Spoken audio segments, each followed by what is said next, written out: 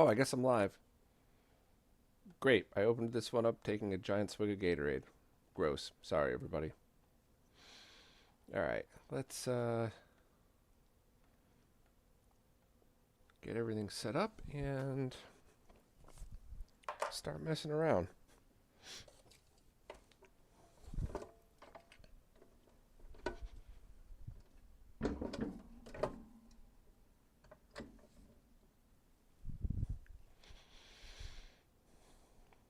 So, get in close.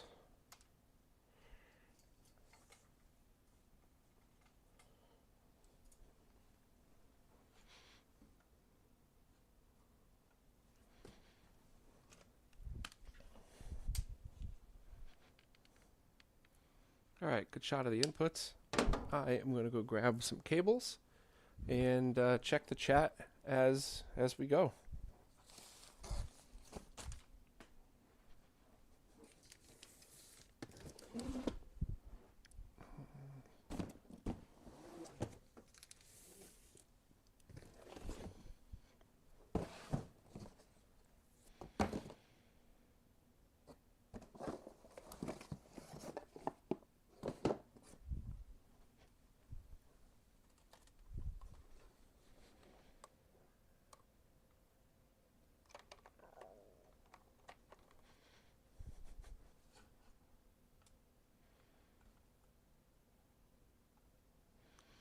All right, I'm still here, everybody. I just am grabbing some stuff. I always like to set up as the stream's starting to give people time to join.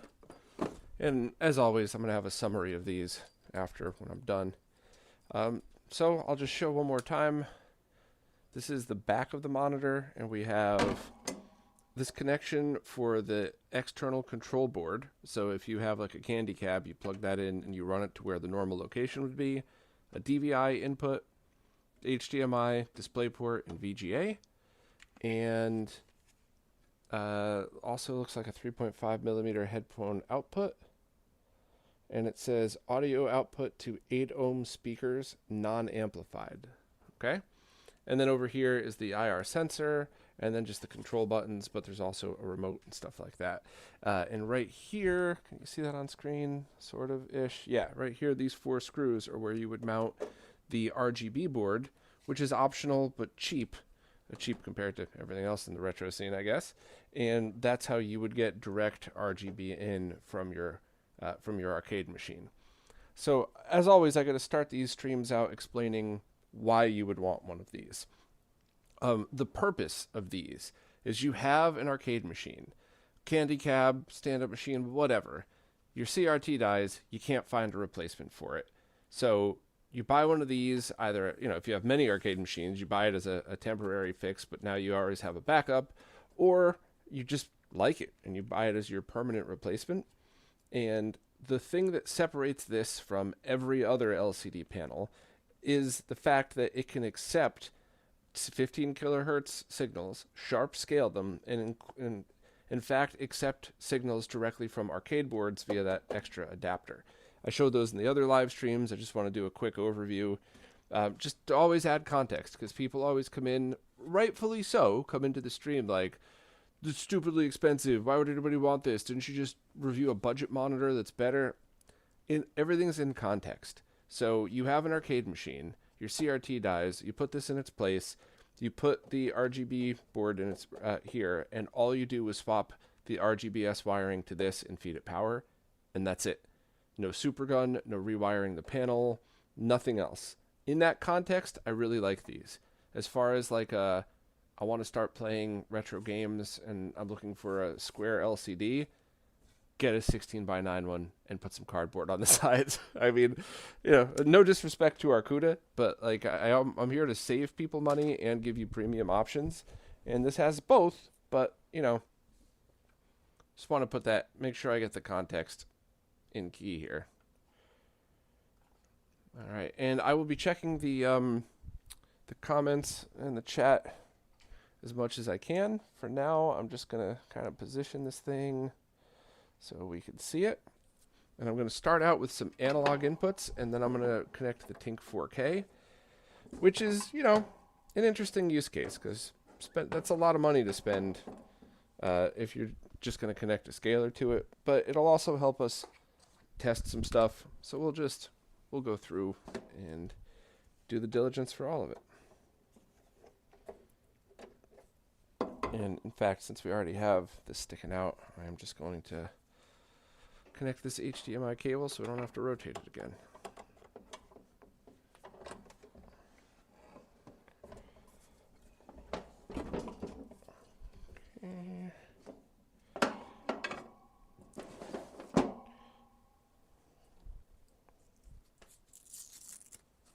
What's up, Flavio? How you doing?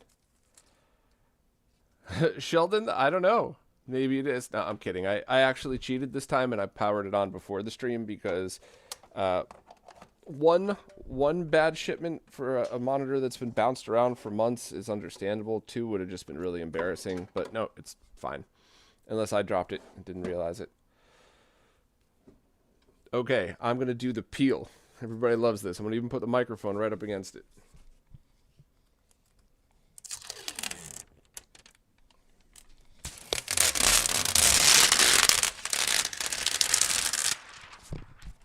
There we go. Let me try to set this somewhere. Oh, I think I messed it up. I usually try to put these back on the monitor to protect them, but I may have messed that up. Uh-oh. These are getting shipped out next week to somebody else who's going to be reviewing and working on them, so I'm going to try to keep this as nice as possible. No, I completely screwed this one up. Alright, I'll have to get creative then. Sorry, Arcooda. Alright. Woody's Wisdom. This is the RetroTink dongles. This is just a breakout adapter, essentially. It does not convert it to VGA, which is exactly what we want because we just want the original 15 kilohertz signal being sent to it. And I am going to go into the 240p test suite.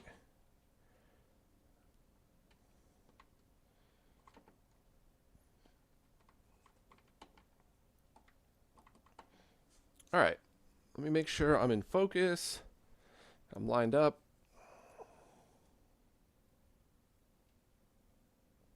Oh, good. The auto is...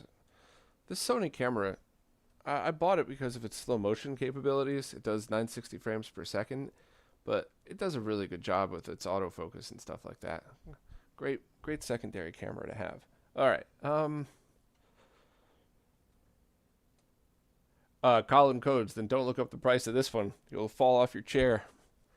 But that's part of what we're doing today. Is it worth going to a 4K industrial panel? And I don't really know. So let's go into the menu. Did I not put batteries in this? No, they're in here. Okay.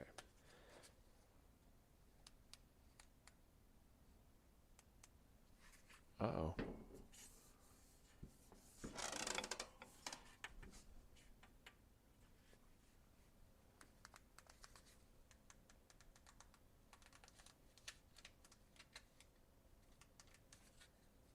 That's weird. These batteries die or something? Are there any fellow old people here? Because when I used to bring my Walkman on the bus when I was a kid, occasionally it would die mid-bus ride. So you clap the batteries together, and you'd get like another 20 seconds out of the song. And I don't know why that works. To this day, I don't know why it works, but it definitely did, because I did that all the time as a kid.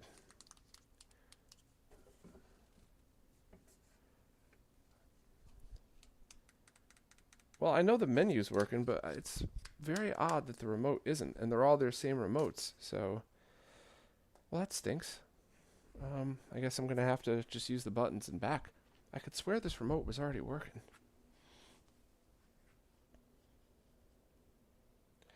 Brandon, this is not the one that everybody hated a couple years ago. Woody's, I'm just plugging the VGA input. That's the selling point of this monitor, is you just need 240p directly in, nothing else.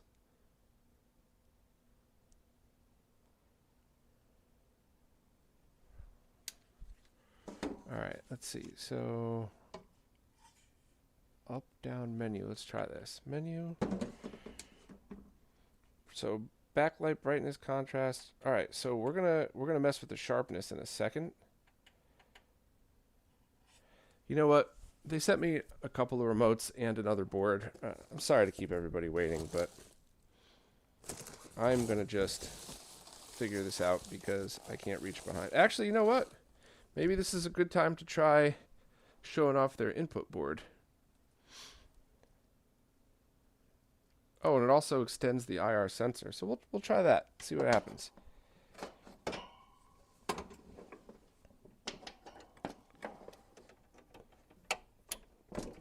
Okay.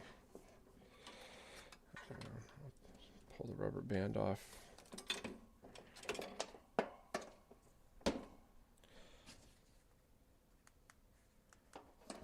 Okay, maybe the IR sensor was dirty or something, because this is allowing me to, well, this is better anyway, because I could just have the IR sensor here. But this is cool. I don't think the first one they sent me has this. So this is the board that you would mount inside your candy cab that has the controls right here. But this is an IR extender with the LED status light for the monitor. So that is pretty cool. All right, so...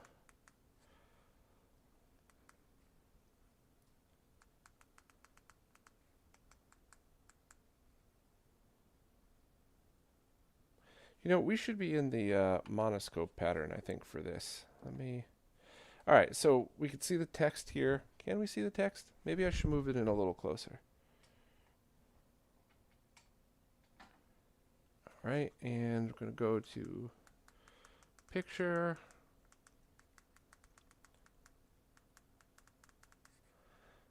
So once again, this is the best sharp scale, these Arcooda monitors, of any monitor I've tested where it's built into the display itself. So it's at 0, that's at 2, that's still at halfway sharp. It's still better than most.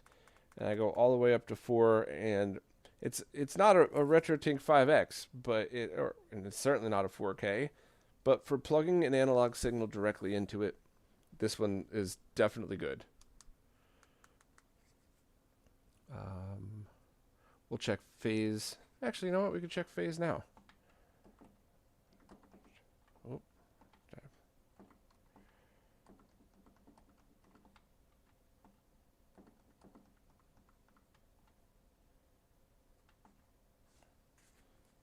Phase is fairly decent in default, but let's just try it anyway.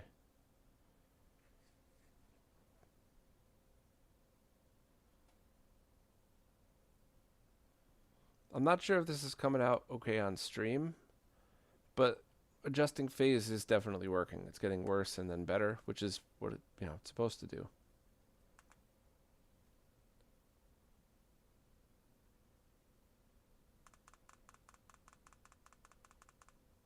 I think it was fine at 0 though.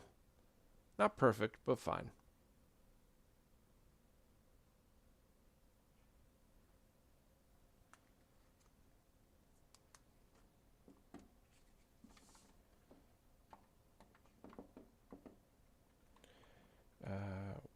Where's that monoscope pattern?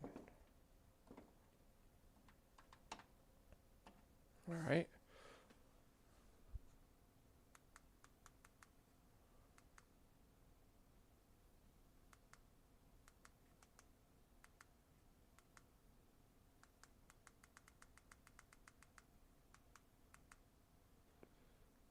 Now, I thought this had an auto center in here too.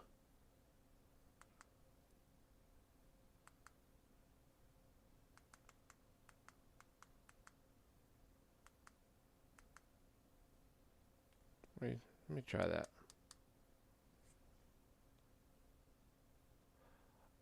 Wow. Okay. That's not common in a good way. Let me center this a little bit more. So that's pretty cool. So hitting the exit button on the menu. So if you're in the menu, it would be exit. But if you're not in the menu, it just sets it as auto adjust. That perfectly centered the image. That's pretty cool. So that means whenever you get a different arcade board, you just hit exit and it goes from there. So let's try this again. So we had the default of 320. Now let's do 256. All right, it's off again, as it should, because it's a different resolution. I'm just going to hit exit. That's pretty cool. That is pretty cool. It drops signal between, so we'll test that again in a second. So I'll go back. Let me adjust this one more time. Go back. So I guess now we should do the signal test. Where is that?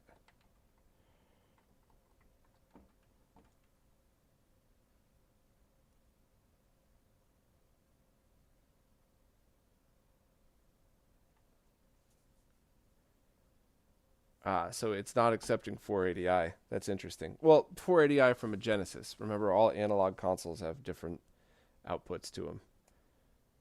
And so I'll set it to 240p, and it should recover. All right. So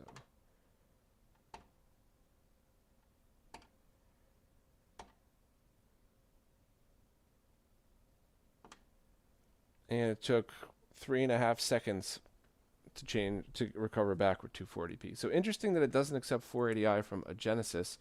Let me check the chat and see what we got here.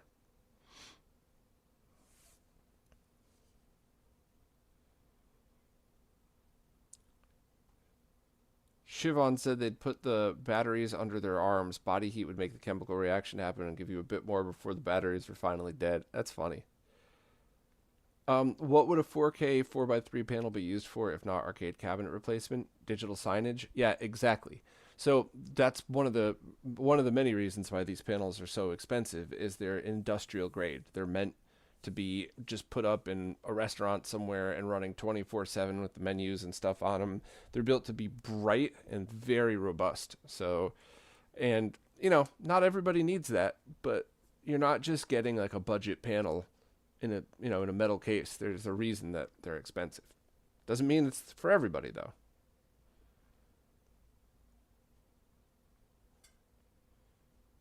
Does increasing the sharpness have any effect on input lag?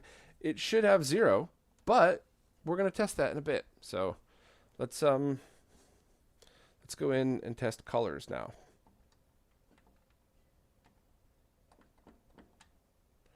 So it's the SMPTE color bars. So now let's go in and go into the color menu.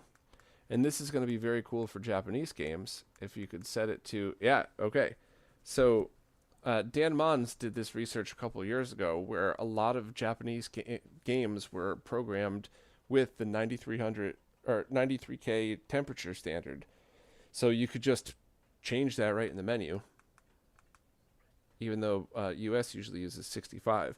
And it was interesting because games like A Link to the Past and Super Metroid definitely felt like, and this is, you know, opinion, but it definitely felt like using that color temperature was what it probably was designed for.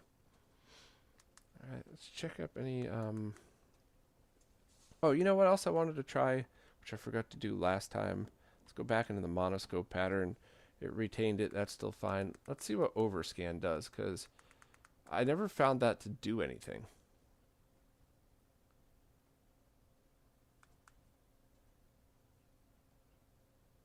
No. About overdrive. I don't know what that is. Ultra vivid. I think we would need to see that on the color screen. And Ultra HDR is set to auto. All right, so I'll go back to the color screen and check the vivid one. And I'm also going to be doing oh, well, that test came out okay. That's good. I'll also test with an SNES before we jump into other stuff. Ultra vivid.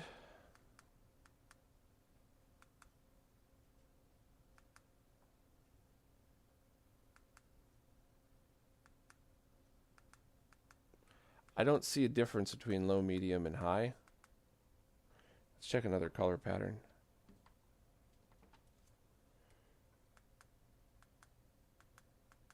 Yeah, it's basically just on and off, which is fine. It's just good to know that. Ultra Vivid might be good if you're using CRT mask emulation. All right, so while I go get my Super Nintendo, anybody in the chat, please let me know if there's anything else you want to see with the Genesis one. I'll leave that up and grab my SNES and can continue testing from there.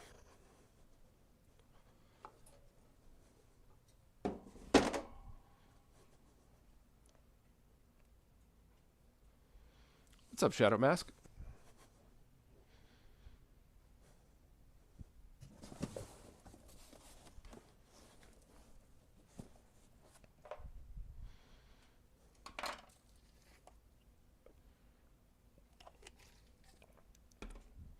So the only thing I'll note is that this camera has to be set to auto, and what you're seeing here on stream seems like it's a little washed out. It looks perfect in person. I could, let me know your opinions on this. I could sit here and mess around with camera settings for 5 minutes, but I could have also done that no matter what. If the panel was dim, I could mess around with camera settings to make it look good. If it's too bright, I could make it look dimmer. I just feel like that's not relevant to what you all want, because anybody can mess with a camera to change the look. I'd rather spend this time just deep dive testing and getting stuff that's very easy to see over stream done. But if you want me to test anything, you just let me know and I'll do my best.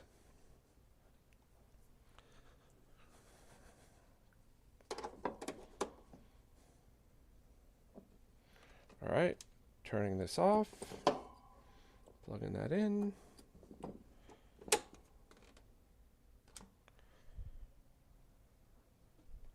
Pop right up. All right, and I need a controller.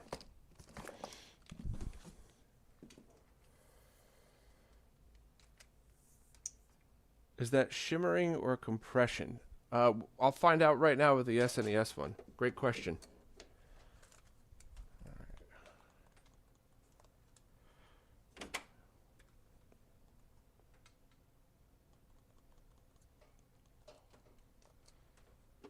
Why is my controller not working?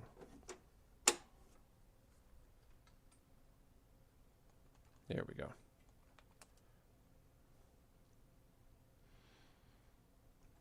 I'm going to do geometry first real quick. All right, so there is some sync issues going on here, but we'll test all of that. We'll start with geometry, monoscope. Okay, and it's close, but remember, every console's different. So I'm going to run the auto. Cool.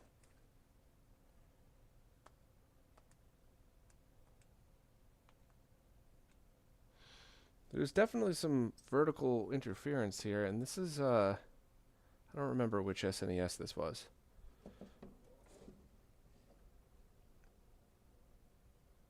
This is a recapped SHVC with Voltar's edge enhancer in here. Haha, glad I always put that stuff on. Video tests, scroll test.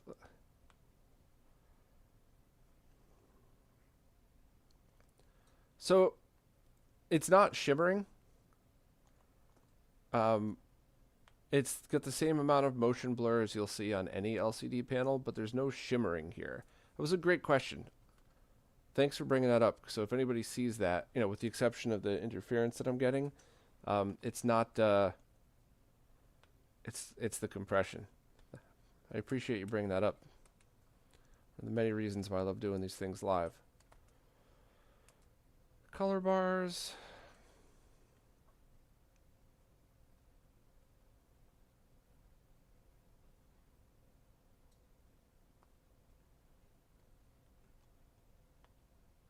Let's see if we could mess with phase and see what that... Actually, you know what? Let me come back and check the resolution on this one, and I'll go back for that. Video tests. So it accepts 480i from the SNES, but not the Genesis, and it's an instant switch between the two. So this is less of a note. I mean, it's something to note about the Arcooda monitor, but it's also important to know that that's just how analog consoles work. They're all very different. But that's 0 dropouts between 240p and 480i on this console. That's very cool. Very, very cool. All right, checkerboard. Let's see if I could dial in phase or if this is just going to be a weird Super Nintendo sync issue.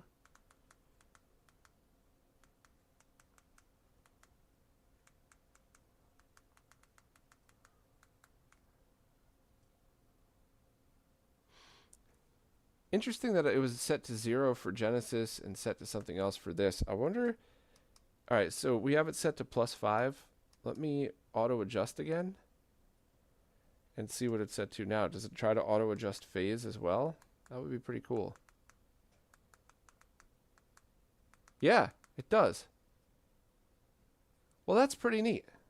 So good that it auto adjusts phase, bad that Super Nintendo is giving it some weirdness. So I'm going to go grab a 1 chip just to see if it does the same thing. And I might have a... I think my mini is still broken. I got to fix that. A stream for another day, I guess.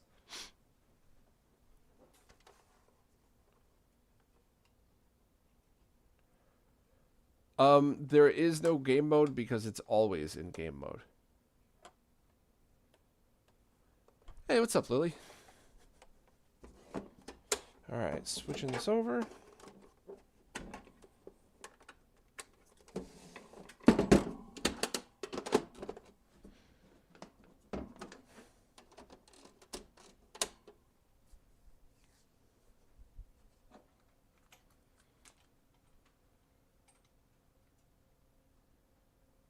And it's very similar. You could actually see it's brighter and more washed out. That is the stock 1 chip doing that. That's pretty funny. All right, let's fire up this again. I'll do another auto.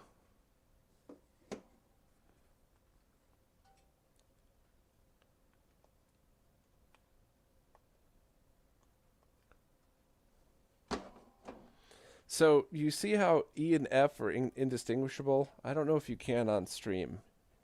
No, they're all indistinguishable on stream. Damn it. Well, I'll show this real quick.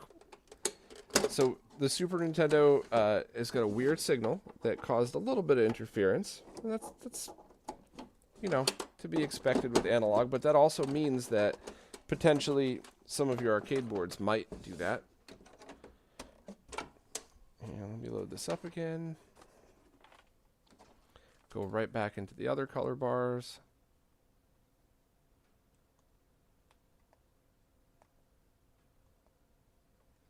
And every single step is visible to me on each one. So that's well, that has nothing to do with the Arcooda monitor at all. I just wanted to, since we were swapping SNESs like that and there was such a drastic difference, I just wanted to bring that up again, that's why you see that stuff. And that's why all of these mod boards really take the SNES to the next level. All right, I am going to check the chat and see if anybody has any ideas or anything they want me to do other than jumping into lag testing and then testing with... what am I doing here? Come on. Lag testing and testing with like Mister and stuff like that.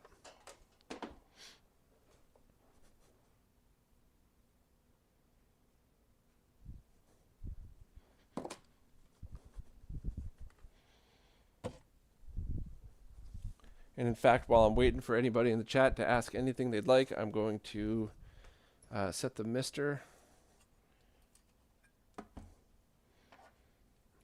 I'm going to set the, let's see what we got.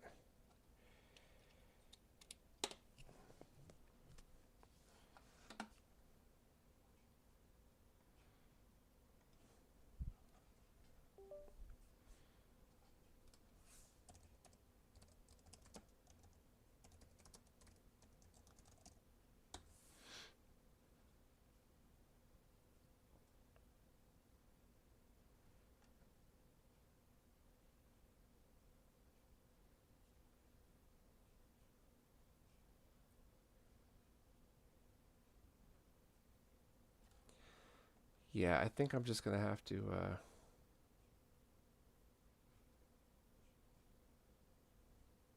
Did the Genesis have the sync issue at the top? I didn't see it on the Genesis one.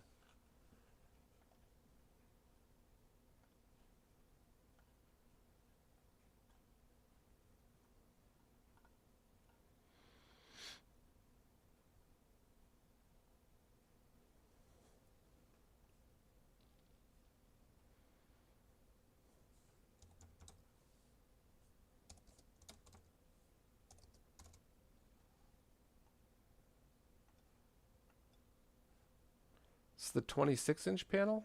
And, you know, if you saw that, I'm going to go back and check again, because that's an important thing to note. Let me turn this off, move it over, and then I'll grab that Nomad back again. Now, that Nomad does have OLEG's board in it, which means it's going to be good quality, but Nomads will never be as good as like triple bypassed Genesis, or even really like a higher quality stock model 2 or 3, but it's still a good test.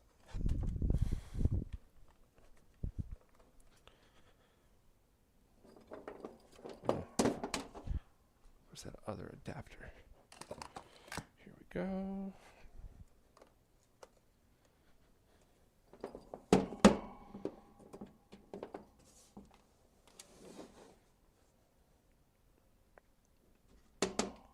Oops, sorry. Try not to bump the camera.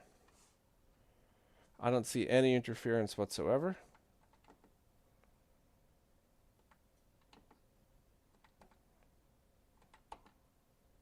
Nothing. No shakiness, no interference, nothing weird. The only thing you may have seen was in the checkerboard pattern, but that's every analog system ever, so. But thank you for calling it out. I don't want to get any of this stuff wrong. Better to call it out than not. Yeah, no interference whatsoever on this. So I will switch over to Mr.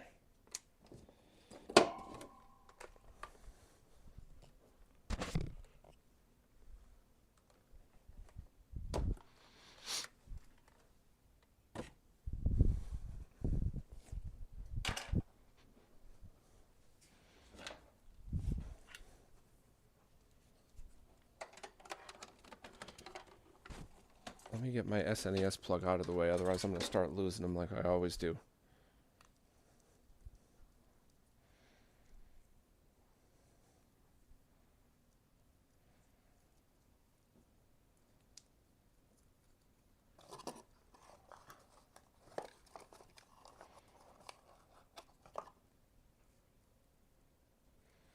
And then we could also try some Mr. compatibility stuff. I'm going to do Mr. RetroTink 4K, and then Mr. HDMI RetroTink 4K, and then we can go and end with Mr. Analog, unless there's anything else we want to try too. So Mr. connected. Power the sucker up.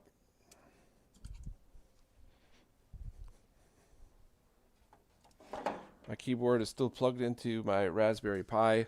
That video I put out yesterday was so much work in testing, but I'm so happy to finally share that one. It's frustrating how many people don't get it at all, but yeah, I don't know. Hopefully people give it a try. Okay, so the very first thing I'm seeing, without any testing whatsoever, is that this panel looks beautiful. And I'm not saying that, you know, it's drummer syndrome. I always use that stupid analogy. Whenever a band gets a new drummer and they talk about how good they are, there's always a million people in the comments like, oh, so you're saying your other drummer was shit then? No. No, I'm not saying the 1080p version of this was bad. I'm just saying this looks beautiful. The pixel density is awesome. I mean, this is a really nice looking display. So let's fire up some tests and go from there. But yeah, that looks really nice.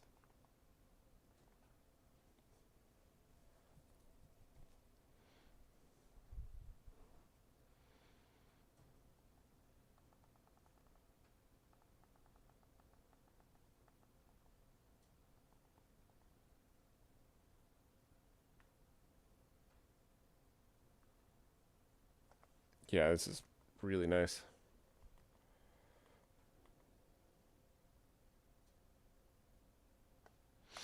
So what I have this set to is 1440 by 1080, the same exact resolution of the other Arcooda panel, because that's double, or I'm sorry, 4K is double that. So the sharpness settings on this should actually be perfect as a result. And we can check that too.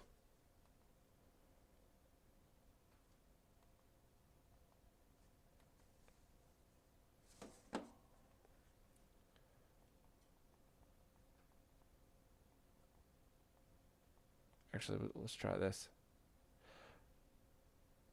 Funny. All right, so through HDMI, there is a dropout between 240p and 480i.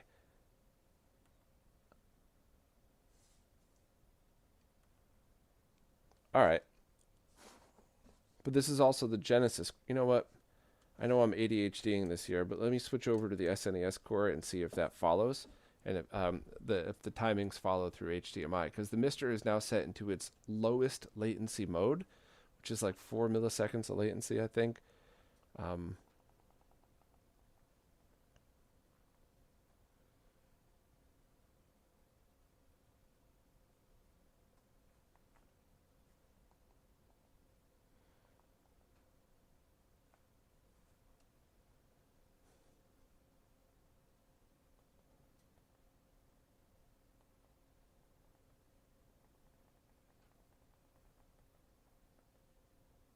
No, it's dropouts here too. So expect dropouts from HDMI when switching resolutions, just like every single other flat panel, but it's impressive.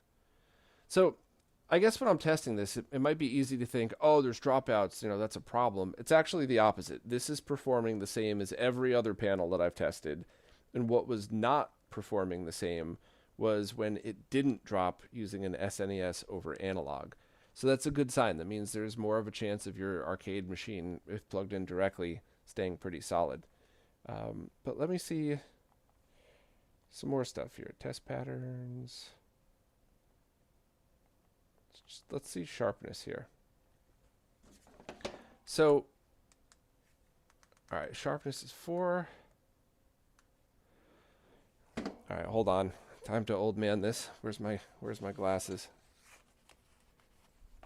All right. I'm going deep with this one here.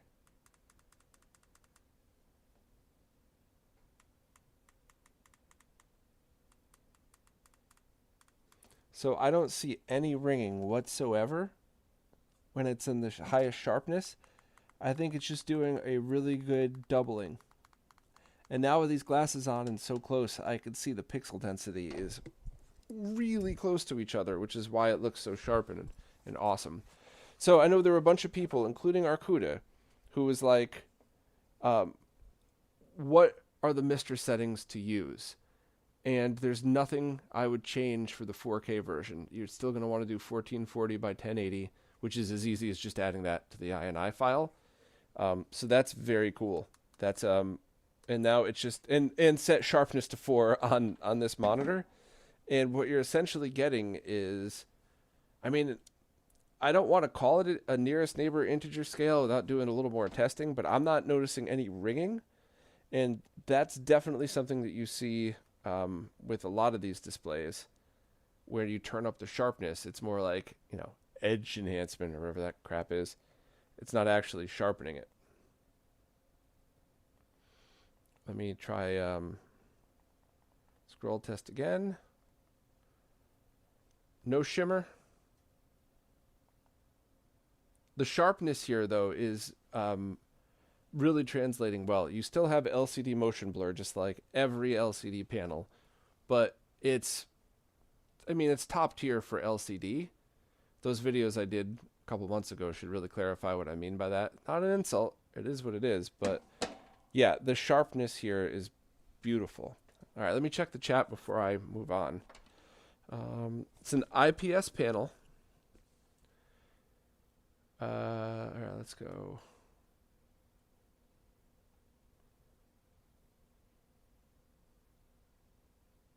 I do not have a way to test Windows 9X. Sorry. I could try later, though. Does this support all of the native arcade game resolutions? Like Mortal Kombat has a peculiar resolution. So Arcooda is dedicated to making sure that the compatibility is as high as possible, because that's why you buy this monitor. To, sure, you could plug it in HDMI and it looks nice, but this is really designed as you just plug it into your arcade machine. So they're telling people if you get it and there's any issues, to message them, and they're going to try to recreate it and fix it. But they've been doing that for years, which is how they've been able to get it as compatible as it's been. Greg, DM me about that. I probably have a million other things I needed to talk to you about anyway. IPS panel. There's a menu option called Switch Res that puts MAME into the game's actual resolution. Yep, it's kind of like direct video, which I'll be testing in a second. Lily's curious about the resolution changes in a game like Rogue Squadron 2 or N64 Tony Hawk. I could try to get to that stuff at the end, but I'm trying to stick to exact use cases, because this is, and I mean this with love. I do not mean this to be a dick, but this is not, I think this one's $1,000 or something like that. This is not for somebody who says, oh, I just want a 4x3 monitor to play my retro games on. If that's all you want, just get one of the OLEDs that I talked about, put some cardboard over the sides, draw a speaker on it or something so it looks like an arcade machine. Draw a speaker on the cardboard, not on the panel, and go from there. You don't drop this much money if you just want, hold on, let me rephrase that. If you have a lot of money to spend, yeah, absolutely. Make yourself a really cool 4x3 LCD-based arcade panel, but if you're on a budget, this is not for you. This is designed to be an arcade replacement, not just a home gaming monitor. You can use it like that. It performs great. It's giant in a good way. I mean, this is almost as big. I mean, it feels almost as big as a 27-inch CRT. I think this is 26-inch or something like that. But yeah, I like it, but this is not the recommendation for people that just want a retro gaming experience. So if I have time to test N64, absolutely, but that's certainly not going to be what most people buy this for. And I'm trying to stick to that, because people do get really upset when they see the price, taking it out of context. Not busting your chops, Lily. Nice camera autofocus on Bob's head. Well, if you want to see that, you have to go to OnlyFans. They're testing hardware for Blast City installation. I also hope to see more on that too. Flying Goats, they made a 4K 4x3 but couldn't give us an OLED version. So I say this every time, and I'm not unhappy repeating this. This panel already exists. This is probably a high-end digital signage panel designed for extreme brightness and durability, but it already exists. A 4x3 OLED panel in this size does not exist. So if Arcooda wanted to make it, there's a minimum order quantity. And while all of that is absolutely possible, that would make this monitor a $2,500 monitor. No one's going to buy that. They'd go out of business immediately, and they probably wouldn't even be able to get the funding to make that in the first place. So there's no choice. So I understand, as somebody who's a fan of this stuff, that's exactly what I said. Like, oh, I wish it was an OLED. But as somebody who also has been in, design and manufacturing for 20 years now, I can promise you that that's not a thing that is an option for them. I wish it was, though. Or medical, because usually high res is medical. Yeah. Flying Goats, listen, I just ranted for like 5 minutes about context, right? Don't drop insults. $1,000 is not crazy if you think about the entire use case of what they're designed for. You have a bunch of arcade monitors, one of your CRTs dies, you can't find a replacement for it, so your choice is to put a cheap display in there. You could try to rig a 16:9 in, and then you're going to have to get a super gun, then you're going to have to get a scaler, then you're going to have to rewire your entire panel to be able to use it through that instead of just going through normally. Or you drop one of these in, you buy the cheap RGB board, and you just simply take RGBS off of your chassis and put it into this, and you're done. So context is key. That is, and the cheaper one I think is like $500, $600 or something. So if you put all of that into context, the price matches up. If you're talking about, I just want to play retro games on a flat panel, yeah, it doesn't. But once again, that is not what these are designed for. It's like saying a dump truck is stupidly priced when you could get a Chevy Silverado for a tenth of the price. It's completely different use cases. All right. So the other thing, I'll do Mr. Direct video in a second, but I did want to show the only actual complaint I have about this, which Arcooda said they're not able to change in any of these.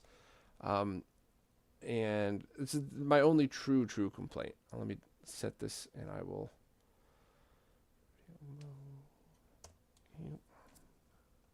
Sorry, I just got to set the Mr. INI file.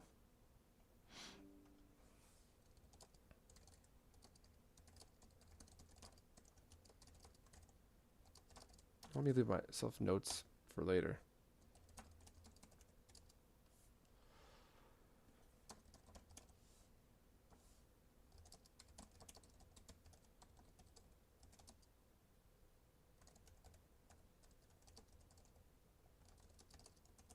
Okay, sorry. Wanted to make sure I didn't forget that. Now, I'm definitely going to be trying out the Tink in a second. Definitely. I just want to show a couple of other things with this.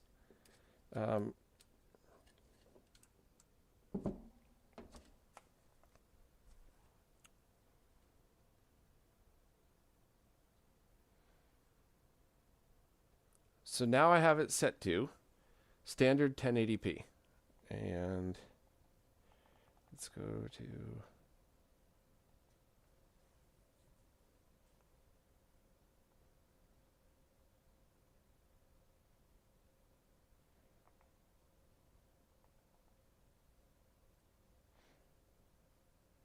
you know what?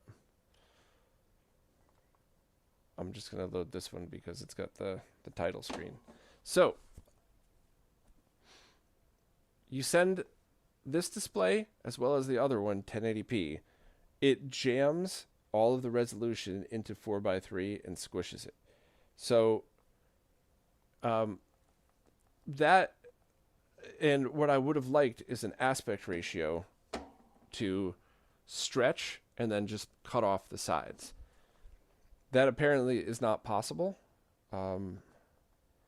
So you could do something like put the aspect ratio to full screen here and do vertical crop, and that's perfect. So if your device has something like that, and if your core is compatible, this is what I would definitely suggest. And that is awesome. Not every core is going to work that way, especially not every arcade core. So what you're essentially doing is setting this to 1080p 5x and then stretching it to the full resolution of a 1080p screen, but then because it's a 4:3, it's just having all the resolution in there. And I don't see any shimmering. I don't see anything that's hurting the image doing that. So Mr. settings, try 1080p and stretching it to widescreen. And in fact, we're going to test some arcade cores like this too. But this looks absolutely excellent.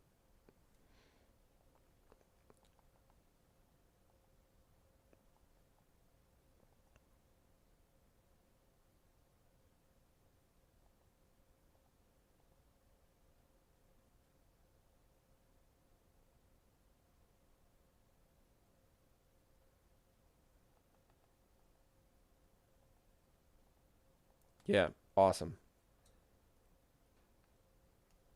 That dropout was me, by the way. I'm going to set this back to not full screen because when I go to test something else in a couple of days, I'm going to completely forget that I did this, and I'm going to go, why the heck is it stretched? And I'm going to panic for a minute. And so let me just set myself up for success later on. What's up, Monty? RG, I don't... the OSSC Pro should also have aspect controls as well. And I'm going to test the RetroTink 5X with it too, just because why not? All right, let's go into arcade and let's do a Street Fighter. Super Street Fighter 2 Turbo.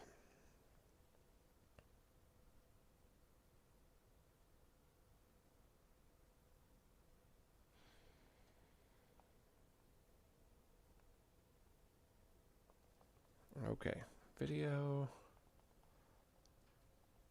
That works here too. Let me wait for it to get to an attract mode. All right, so aspect ratio original, which is squished, full screen. So that does work on this. And then vertical crop, the 1080p 5x works on this as well. Now with arcade cores, you wouldn't really want to do that a lot, but that would get you a true integer scale, which would improve sharpness where needed. Let's wait till an actual like in-game thing comes on and I can test that.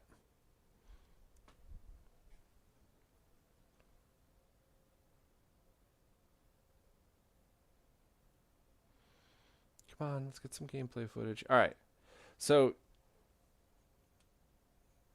that's up to you if that matters to you. So 5x is going to get you a much more perfect sharp scale. Standard is going to get you 95% there.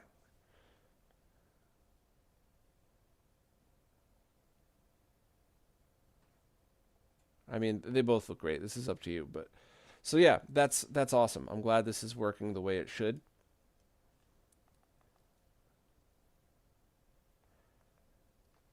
And this looks beautiful. I mean, this looks as good as this is as good as the best LCD IPS panel I've ever tested.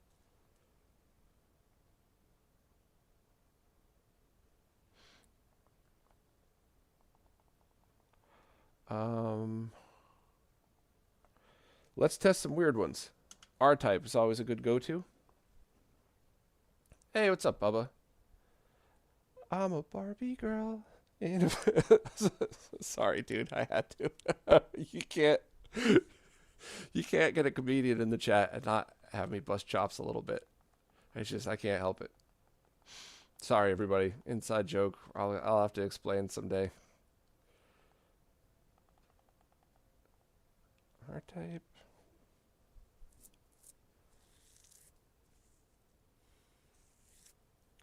I didn't have a chance to test any MK games because there's none on Mister. But are there any IRM games that you want me to test? I mean, R-Type is the go-to for me. So let's go into video settings, scale. Oh, no, wrong one. Aspect ratio full screen, so that stretches it perfectly. Did this not work? Did aspect ratio full screen not work in a previous live stream? Because I remember talking to Sorg about this, and he was about the 5x scale, and he was just like, no. And I was trying to explain how it wasn't really working, but it now it is. So I don't know if he fixed it or if I wasn't doing it right or I'm remembering it wrong. I don't know. But right now we're in the normal 55 hertz timing. The 5x cutoff works too, which you wouldn't want to do on this because you watch down here. Yeah, see how it says beam? Yeah, it cuts off your score. But video timing. So we got 55 hertz working. By the way, any dropout is me changing a setting. I will absolutely call it out if it drops out, not on purpose.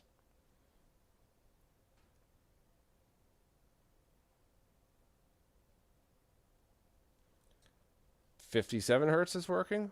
Okay, that's a really good sign.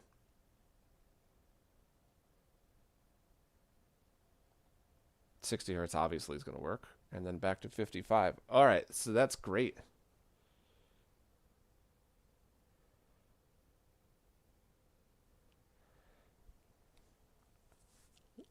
Okay, cowboy. I'm going to try real hard not to call you that in the Q&As.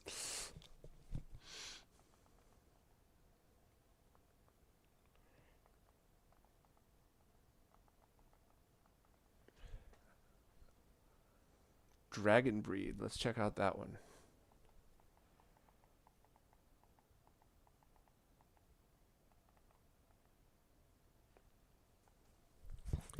And then I want to do this again in direct video. Not that you would ever want to send Mr. Direct Video to this. It's obviously looking beautiful in the 1080p mode. But I'm just kind of curious. So I don't know if you saw the logo that popped up, but that said 55.2. So it's already working. All right, 50.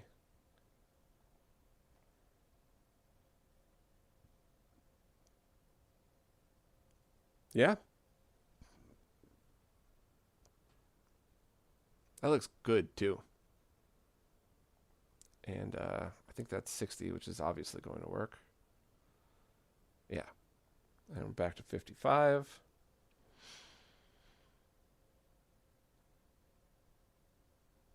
And it's yeah, I think you saw it up there again.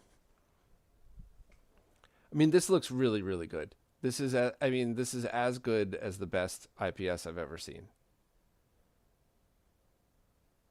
It's definitely better looking than the 1080p one, and there was not anything wrong with the 1080p one. I'm not at all crapping on it, but this is a step up. Would I spend the money to upgrade this on my arcade panel? At the moment, no, because I'm broke. I gotta sell a bunch more stuff just to fix the head unit in my truck. But if I had the money and I wanted this as a solution, yeah, I would definitely spend the money on it. But it's a lot of money, and I don't have the money, so it's all context, right? That looks really good, though. All right, I'm gonna switch this over to direct video. And after that, I'll get to some Tink testing. I'll start with the 5X because that's going to be fairly easy. Maybe the OSSC too. And then I'll get to Tink 4K where we could, and PC where we could test some weird stuff.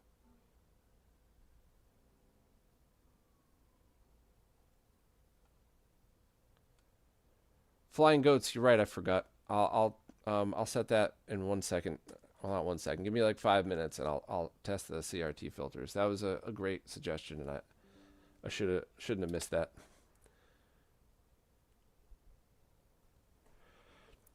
So RG, that's exactly what I would be interested in as well, and I'm going to be useless to you all. I have to sell all of my arcade equipment, so I can't test its fit in any cabinet.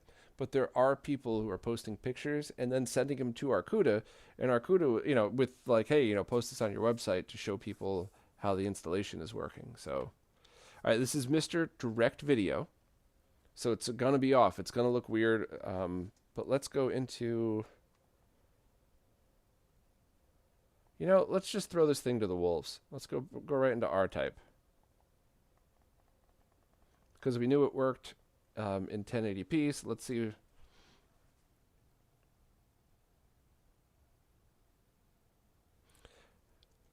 So now, there's no reason for anybody to ever do this, but R-Type over HDMI direct video doesn't seem to be working, but that's fine. Let's keep testing.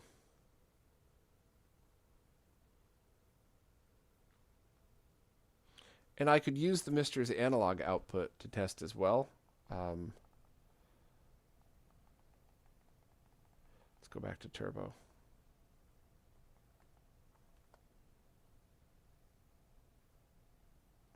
But yeah, there's zero reason with the Mister you would ever want to do this. This is just nerdy curiosity. All right, I'll set that back to 1080p, and I will also find a way to get some analog out of here so that we can test that as well. But I'll test the CRT filters because I think that was something I should have done first.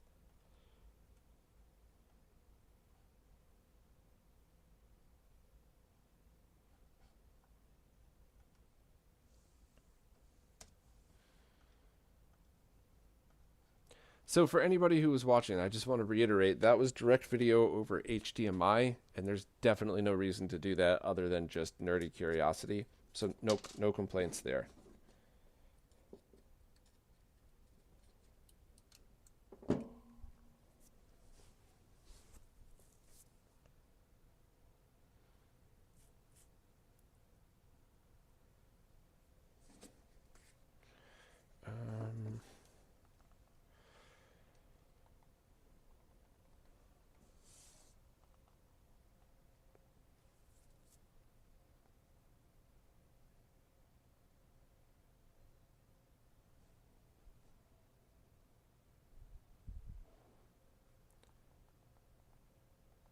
We'll go back into Super Mario World, and then I'll fire up those.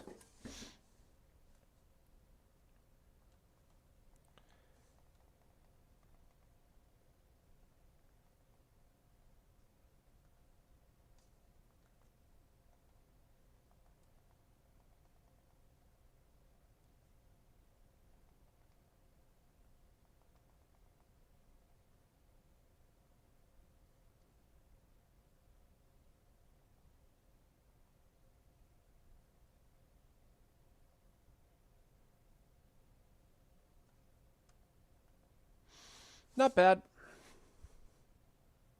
I think I've gotten so used to the Tink 4K filters that switching back to the Mister ones sometimes feel a little disappointing. But we'll see when I plug the Tink in, either of the Tinks. But yeah, that's okay. Let's check out a video processing, load preset. What about JVC? That actually looks better on this, and it does kind of feel like an arcade machine. Yeah, I think I like that one better for this, the JVC profile.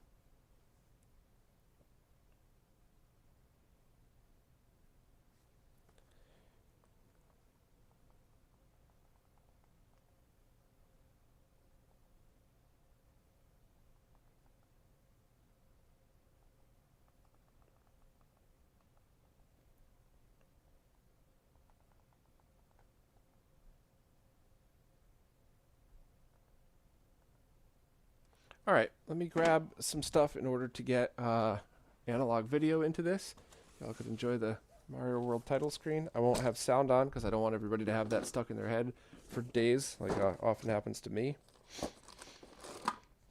One time back when I had the storage area office in Brooklyn, Cruz was there with me, and we were using this to test an RGB modded CRT, and I think both of us by the end of the day walked away. Like, it was stuck in my head, and I didn't want to say anything because I didn't want to be like, I didn't want to like not look cool or something. And like 2 hours into it, Cruz starts whistling this Mario World theme song, and I'm like, it got you too, it got you too. All right, this.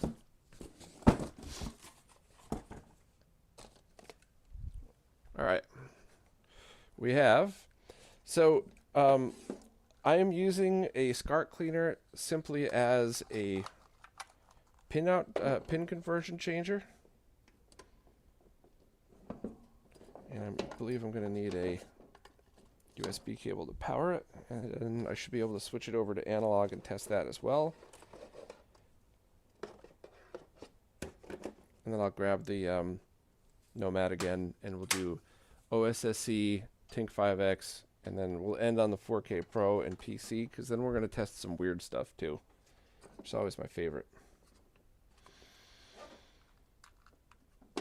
Okay, let's go in here.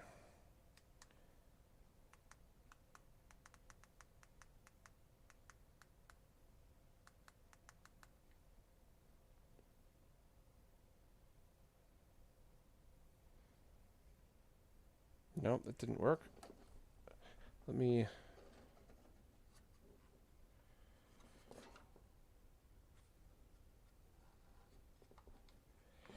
I guess I should plug this into my PVM real quick and make sure it's I have the dip switches on the Mister set correctly. I've done that before. I messaged Steve from RetroTech once complaining about how the TV that he modded for me wasn't looking right. Turns out it was the switches on my Mister. Yeah, it was definitely that. Okay.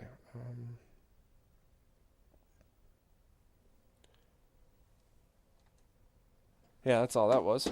All right.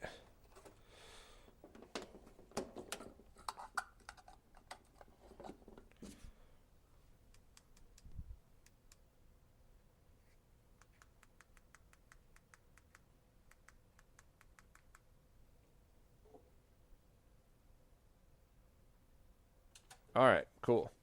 So this is going to allow us to test arcade stuff over analog through this. I'm also going to test the low-pass filter switches on it too, just to see what the differences are and how that's going to work.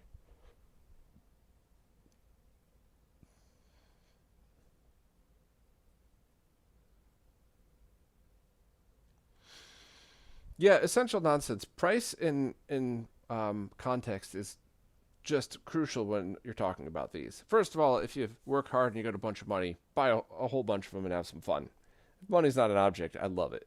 But in the right context, they're not overpriced at all. And in the wrong context, they are.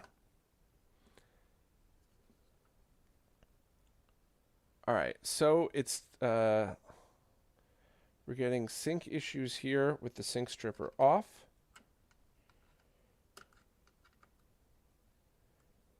And that is not changing with it on. Let's try the low pass filter.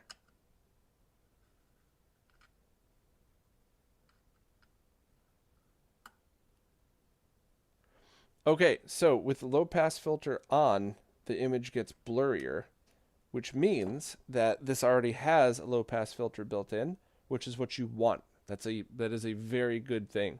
I'm glad I checked that. I'll leave that as a note.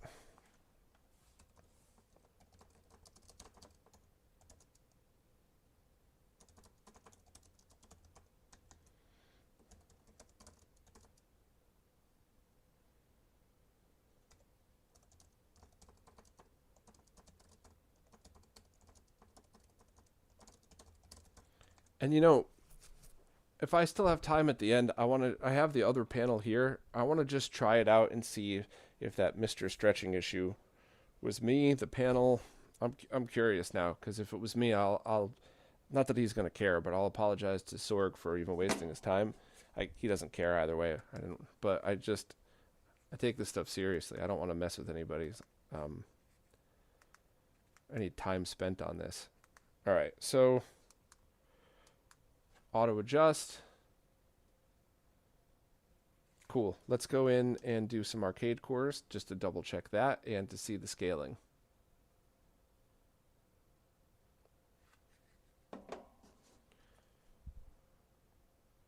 We'll throw to the wolves again and go straight to R-type. Wait, what was that other one? Dragon something? Dragon breed. Yeah, it sounds like something Voltar would wank to.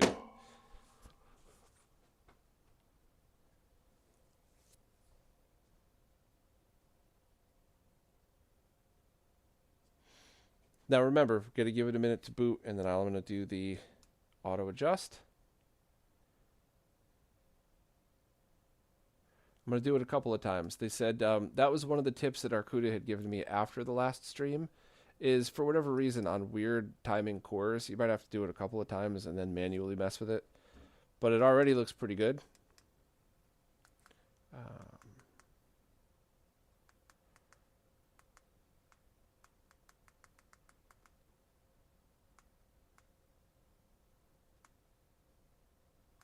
It's not really doing anything, is it? Huh, okay. Weird.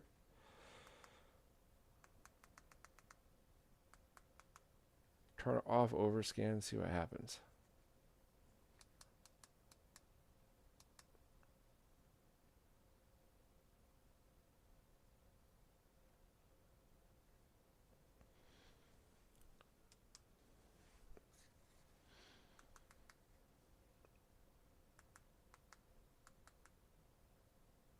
All right, so it's moving horizontally. Let's see if it's why it wasn't moving vertically.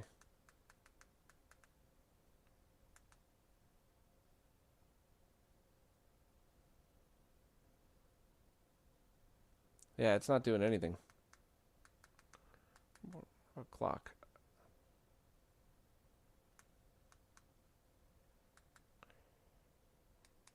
All right, so vertical positioning, I'm going to leave that as a note.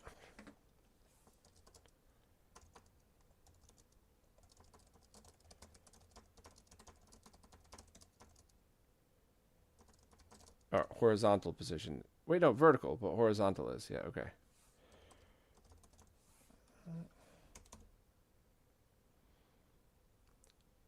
Have I tried external scaler? Keith Courage and Alpha Zones. Is that an arcade core I could try? So plugging it in directly via RGB, which would be how you do it in an arcade monitor. Wait, that may have switched over to HDMI. Yeah, let me unplug HDMI so it's only here. So plugging it in directly looked good. Not nearly as good as pre-scaled, but better than any other flat panel I've seen. Keith Courage. Yeah, it's not on here. All right, let's do another Street Fighter.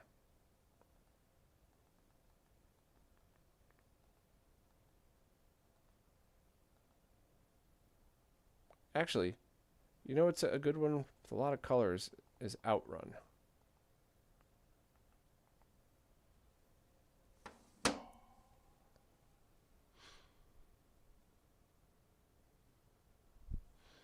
All right, I'm going to run the auto adjust. That looks really good.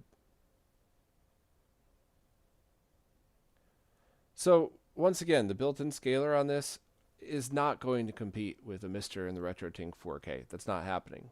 But it's better than every other flat panel for retro content I've ever seen. I wish other flat panel manufacturers would implement, nearest neighbor or at least ultra sharp scaling, but usually it's pretty terrible. There's some exceptions, but certainly pretty terrible for 240p sources, that's for sure.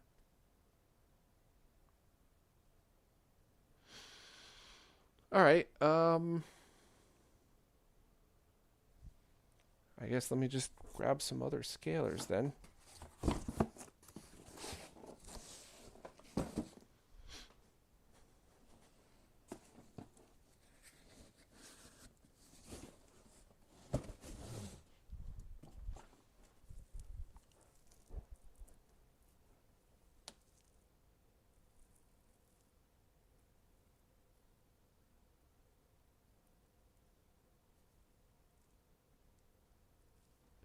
The CRT filter for Misters look good, but I mean that's Mister. That's a Mister thing. That's not so much of a panel thing. And I think I'm gonna leave the Mister here for this because I could just use its output and go from there. So let me start with the OSSC. And if we get to switch cores or anything, that's cool, but that way we just have more options. Okay. Unplugging that. That should automatically switch over. I'll leave the Scart cleaner here in case we need it, but probably not going to anymore. Oh, and lag testing. Yeah, I got to do that too. That's hilarious that I didn't do that first. I always do it first.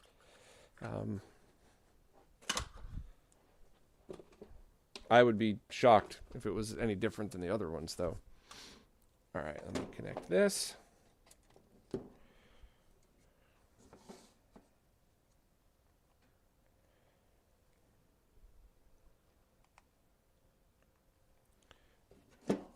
My crappy old cable here. It's definitely going to be an issue. Okay. Output options, we're at line 2x, and it actually looks really good. That's just a testament to this panel's sharp scaling. But let's see if we could do 5x. And it's going to be squished.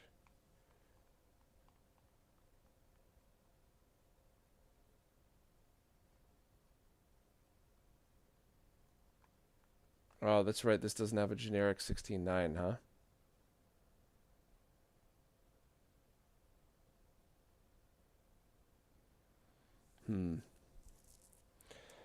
So for something like the OSSC, you'd have to set it to a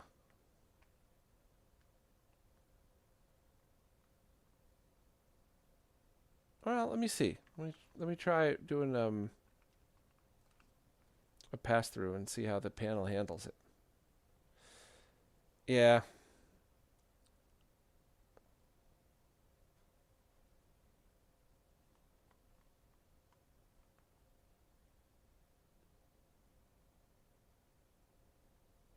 I mean, the panel scaling is good enough where if you needed to just send it 480p without scan lines, it should be totally fine. But you're not going to be able to have any stretching options here. So let's try the Tink 5X. Hey, Drew, I don't have a way to load Mortal Kombat at the moment.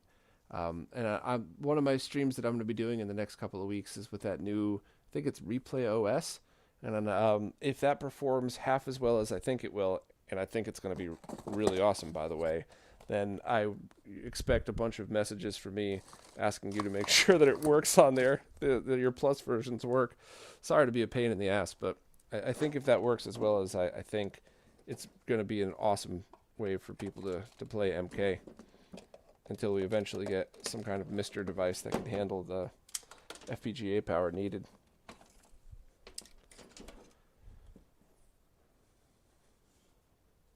Is there any good panel tech that could produce sub-millisecond input lag on the top, middle, and bottom? Well, besides the CRT. So that's not, I think, I'm working on a video. I wish I had more hours in the day. I'm working on a video explaining why people keep misunderstanding input lag. And I'm not blaming you, by the way, in the chat. I am just saying this is a problem that we deal with all the time. So the lag is always going to be for NTSC on a CRT, 0 at top for a standard def CRT, 0 at the top, 8-ish at the middle, 16-ish at the bottom, always. You're never going to get 0 in the middle or 0 at the bottom because it takes 16 milliseconds to draw a frame. So all these people that test lag in the middle are doing it wrong. Sorry to be a dick, but I mean, testing lag in the middle is exactly like saying I weigh 265 pounds while holding a 45-pound weight. Why am I going to make people do the math? It's pointless.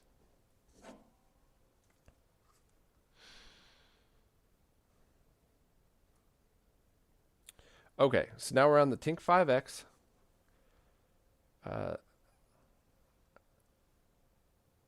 Set that to generic 16.9.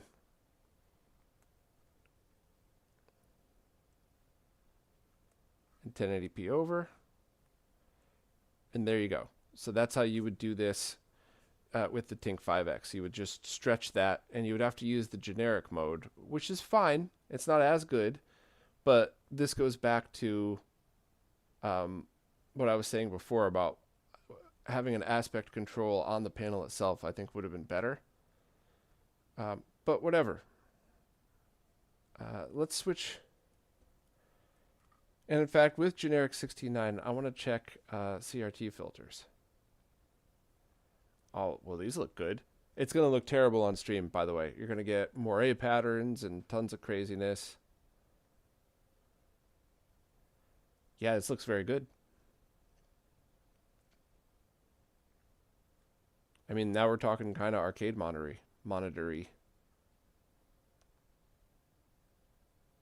Yeah, well, that's cool.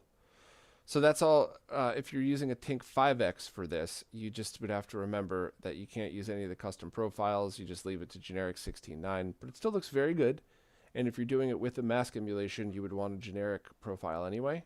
So that's pretty cool. And that would allow you to use the output resolution of 1080p over.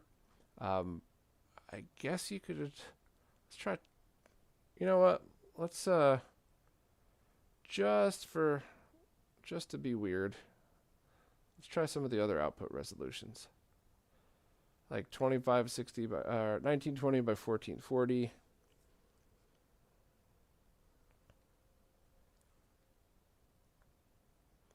Yeah, that works, but it's not going to fill the screen the right way. There's a lot of downsides to that, so I still would just stick with 1080p. All right, I'll get some. I guess let me do some lag testing before I jump into the Tink. And if I forgot to test anything, please let me know. My ADHD brain's all over the place here, which is kind of how I like it. Hey, Shank. The verdict is that the same as all Arcooda panels for me. In the right context, I love it. In the wrong context, it's just too much money. But it is actually better than the 1080p version. I don't know if it's twice the price worth it, twice the price, but it's definitely the pixel density is really nice. I mean, the panel looks as good as the next best LCD panel I've ever tested.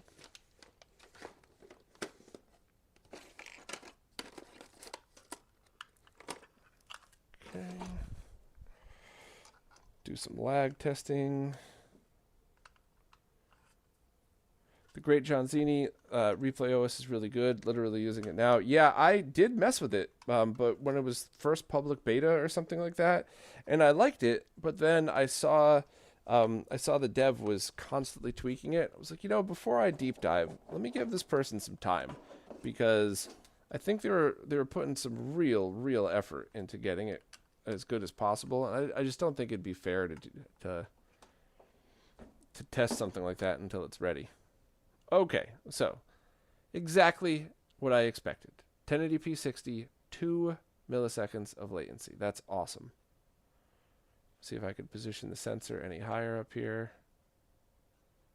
No. So let's keep going and check what the rest are.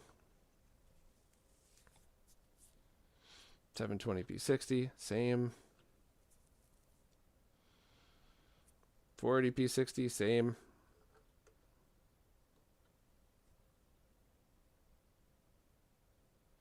.480i, same. Took a minute to sync to it. Oh, wait, no. Is this probably going to have a rolling frame buffer for 480i? Yeah, I mean, that's to be expected. You really shouldn't be sending 480i native to anything.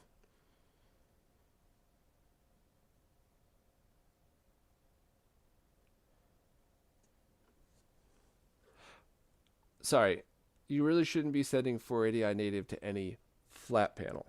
I think everybody knew what I meant by that, but just trying to keep my crazy brain in check. And then it should drop off. Yeah, okay. And then 240p. Same thing, and it's scaling it very nicely. All right, so zero surprises there. Very low latency panel, and just like every other flat panel display on the planet, don't just send it 480i unless it's just temporary or something like that. Which a rolling frame of latency isn't bad at all. So if you have many arcade games and one of them just happens to be 480i, don't sweat it. I certainly wouldn't obsess over it. Oh, great. I just threw my Tink 4K Pro into the glass of a CRT. Didn't scratch either of them. All right. Well, thanks, Mike. I'm using a quality shell on this one. Okay.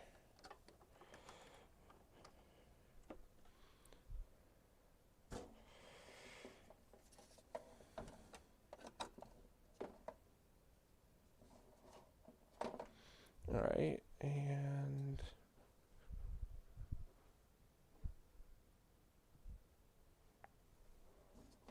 don't know why there is no signal.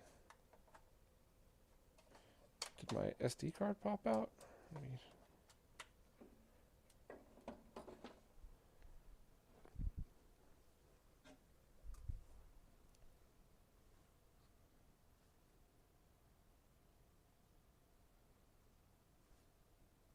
Yeah, that must have been what happened. All right, input.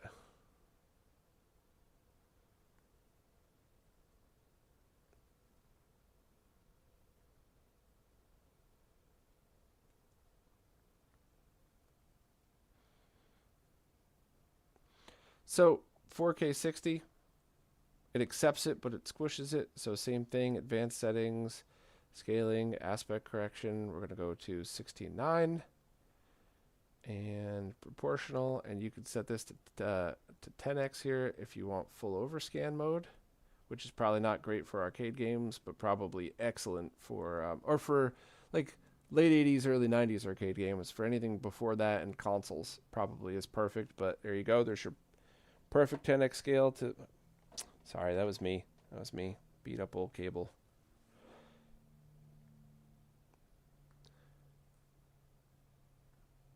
So I want to see a couple of things here. Let me load up one of Kuro's profiles, and then I'm going to have to reset everything else afterwards. Let me check the chat too to make sure I'm not missing anything here. So I'm going to summarize all of this in a post, but for people who are just joining, Mr. can only do 1440p, but basically for this panel, you would just treat it like 1080i and stretch it to widescreen, which would be perfect 4:3 on this. Oh yeah, Night Sky, trust me, we're getting there. So I'm going to test Kuro's panel with HDR on as well. Kuro's profile. I think I said panel by accident.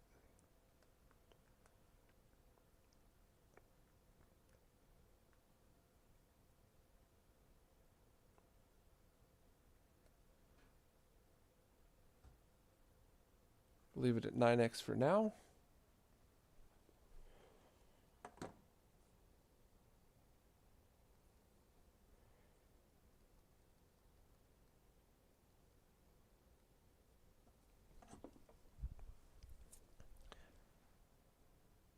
This looks good. Let me this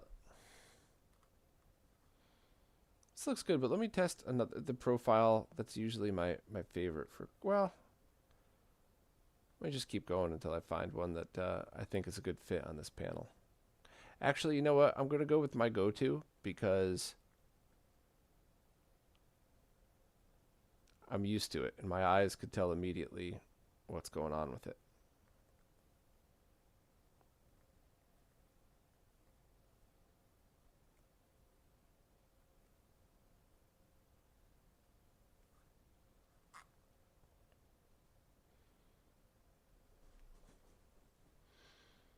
Yeah, that's looking very good. And HDR is on. Wait, you know what? Let me double check that the panel is handling HDR properly because it is. So dark enhance on.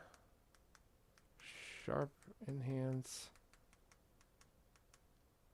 Oh, that looks weird.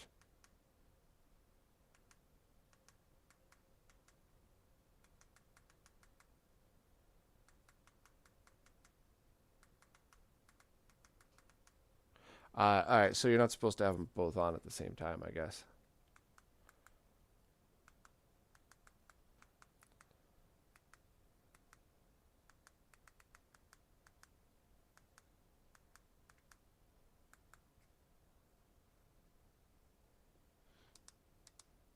All right, so HDR looks cool. That looks cool. I like the I'm gonna try one more Arcooda's profiles, and then we'll test some other weird stuff.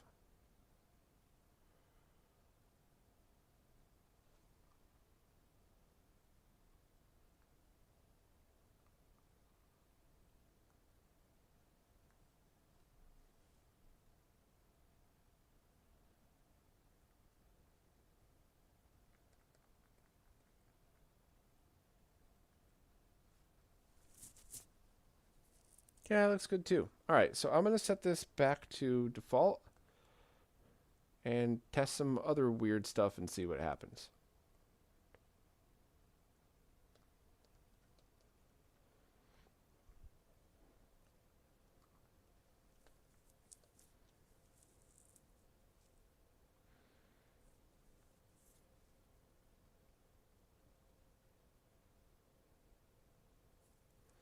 So let's try, just to see, will 1080p 120 work?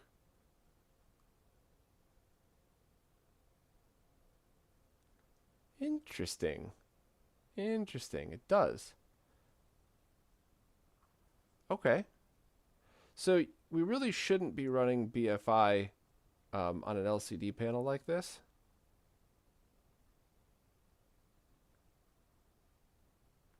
So I don't know if it is. All right, so interesting. What might be happening is it might be accepting a 120 hertz signal, but outputting it as 60 hertz because it's not actually strobing.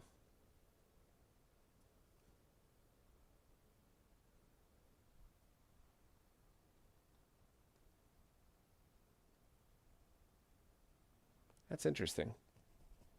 Let's just try that one more time. On. Yeah, it's not doing anything. All right, I'm going to put some custom resolutions on here, and we'll go from there. And I'll check the chat.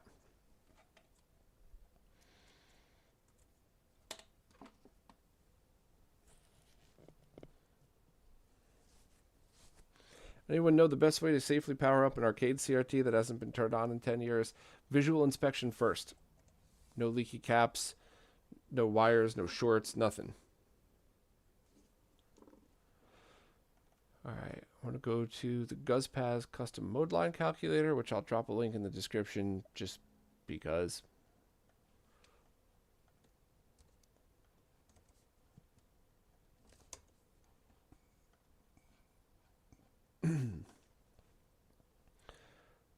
So 2880 by 2160 at 60 hertz.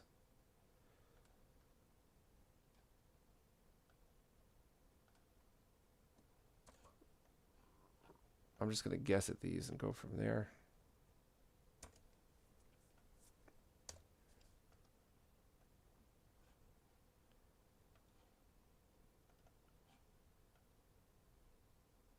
I'm going to do another one just to get weird.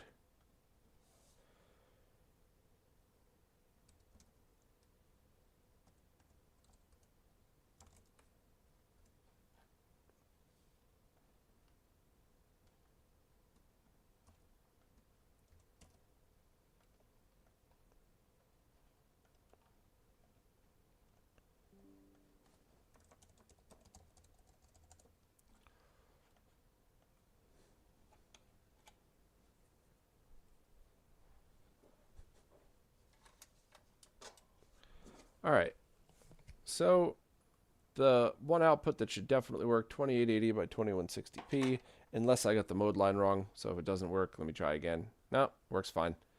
Oh, I gotta, haha, hold on. Yeah, dumb. 4:3 resolution, go back to 4:3. All right, so that works out perfectly. Super sharp. You don't have to worry about anything else. All the profiles should work. And in fact, let's test that. Let me go into SNES and we'll load up an SNES profile and go from there.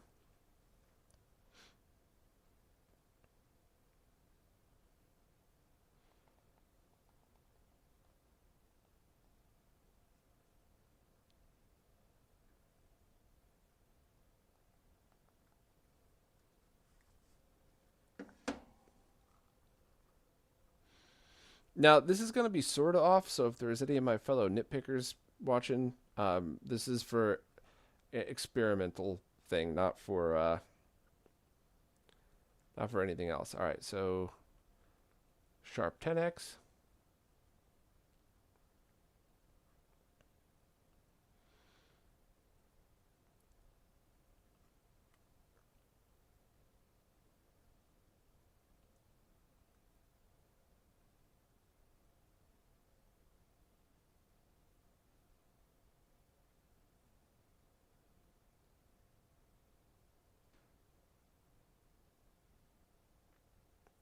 It's interesting.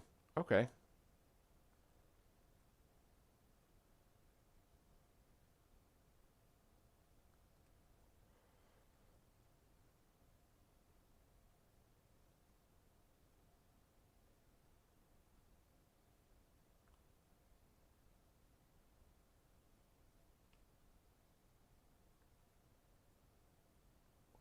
So you'd have to mess with all of the profiles again. So I'd actually suggest just using 38 like standard 4K and setting it to 16:9 to stretch for this stuff. I mean, it's super sharp. It looks great, but I just don't think there's any difference really. I mean that in a nice way. And out of curiosity, let me just see. I don't think this is going to work at all. Well, let me just see.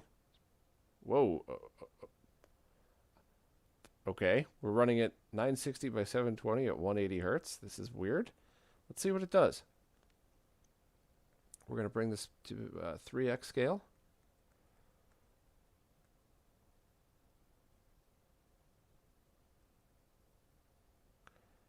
And let's try BFI.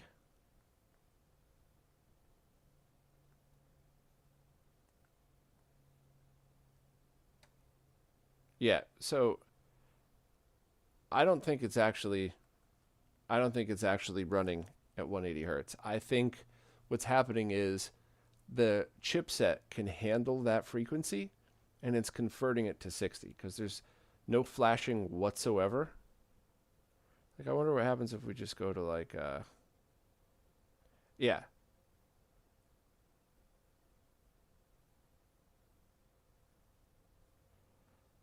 So it's just randomly trying to sync to any of the frames. So this actually doesn't go, the panel itself isn't going over 60 hertz, which I don't think they said it would. It probably goes to 72 for DOS games and stuff like that and for weird arcade machine resolutions, but it's definitely not a 120 hertz native panel. So it's probably going as high as 72. Oh, thank you so much for the super chat. Much, much, much appreciated.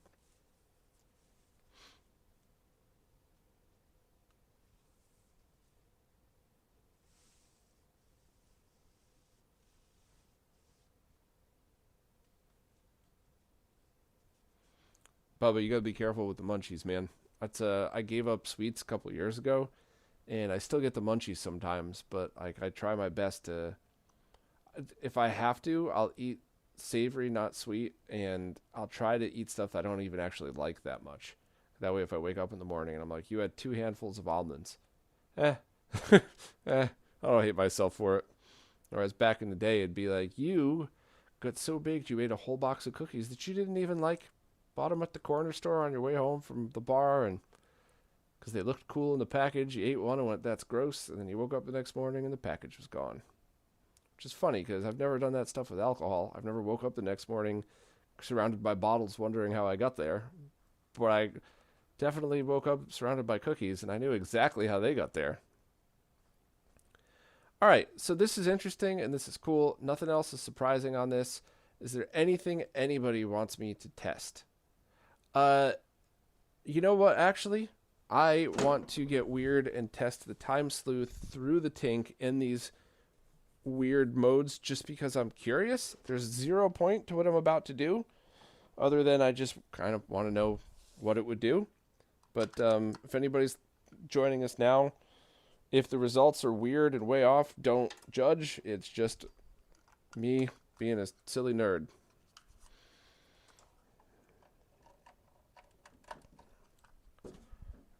Input, HDMI.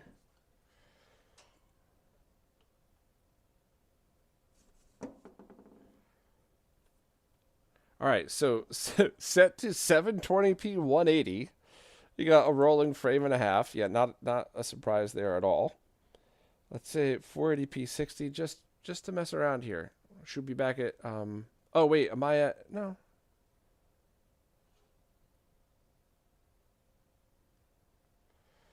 What's the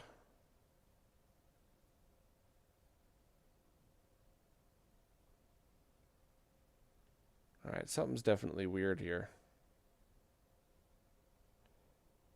Let's try 1080p 120.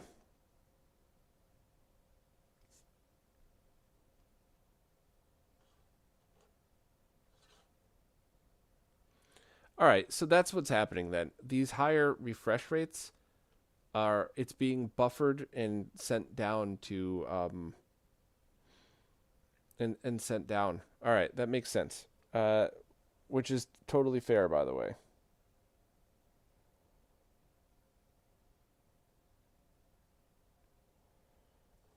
All right, so we got 1080p 60. The Tink is adding 2 milliseconds, so that adds up here. So the test setup is working totally fine. Let's just check the weird ones again. Just because, all right, so 2880 by 2160.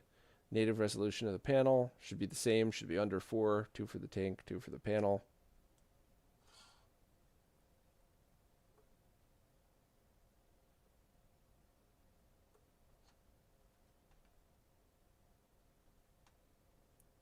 Let me double check that. 2.5 here. All right, so it's, yeah, that makes sense. So that's adding up. That's perfect. Let's do the weird one again. Let's go 1080p 120.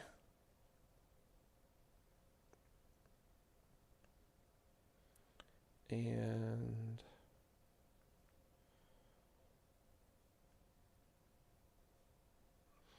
so it's buffering the higher refresh rate, dropping every other frame, and sending it down to 60. So it's not a bad thing. I'm just explaining what it's doing. We should probably do the same thing for the 180 hertz resolution as well. Yeah.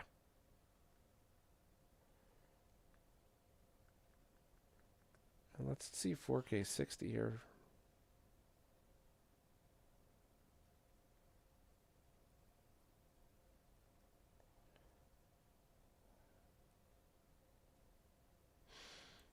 All right, so we're in Genlock mode. So Tink is adding All right, it's down to 2.7. Perfect. So that was actually kind of a good lesson in lag testing just now. If you saw it took a minute for the Tink to go down a couple of milliseconds, when you're changing inputs like that, the way I just was, it's very common for panels themselves to take a moment.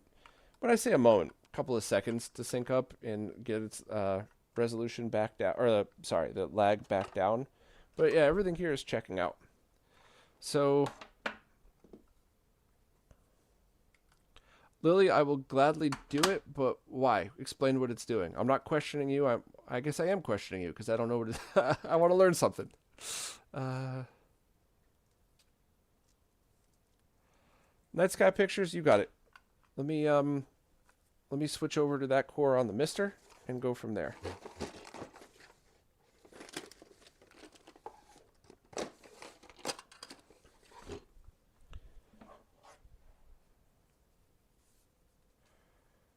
Can I test GameCube or PS2 using analog inputs? Maybe PS2.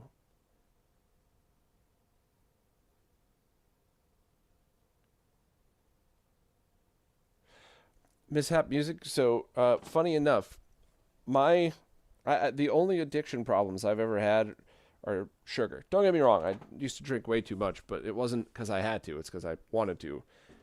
So very often when I when I taste things that are sweet, but are, even if they're healthy, like a strawberry, right? If I have like 2 or 3 strawberries when I get the munchies, I'm not gaining any weight from that whatsoever. But mentally, strawberries are so sweet. I'm like, oh, well, what if I just have a piece of cake along with it? And yeah, so I refrain, but it is always kind of an issue.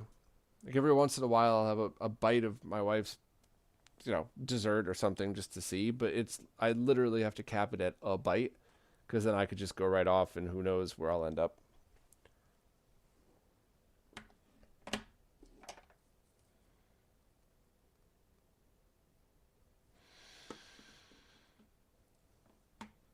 It should fill the screen properly and allow me to use some of the other profiles. But for what purpose? And once again, I'm not busting chops. I'm trying to learn what this is. Mishap Music's got, I showed it at the beginning, VGA, DVI, DisplayPort, and HDMI. Console, where's N64?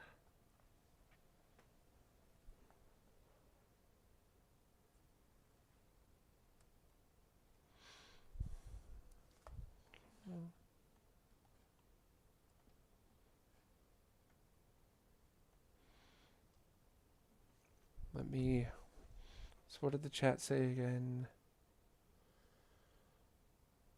I guess let me do Rogue Squadron or something.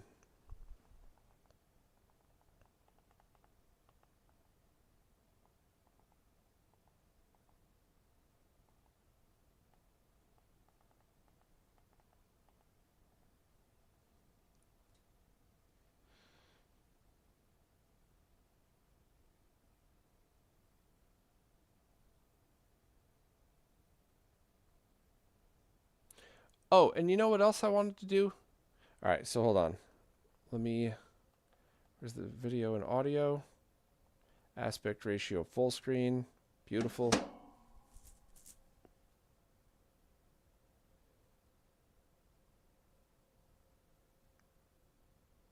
I don't have any of my settings pre-configured, but that deinterlacing looks terrible. And that's not the panel. That's my Mr. settings. I did want to test one more thing, though. And I think instead of testing PS2, let me test this. I might still be able to test PS2, but 480p is going to look good. We already know that. So let me just grab the time sleuth one more time.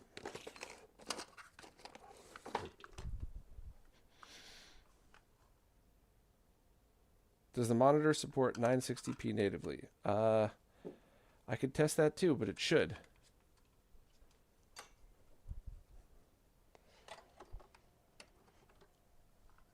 All right, so what I'm doing now is taking the time sleuth through a zero lag HDMI DAC, and I'm going to plug it in, if I can find it, to the VGA input of the monitor and switch inputs.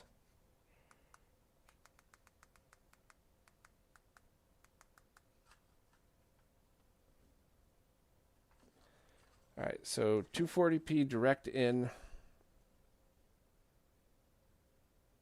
Remember, we got to give it a minute. All right, and then so analog inputs apparently have a rolling frame of latency. This is what we forgot to do last time.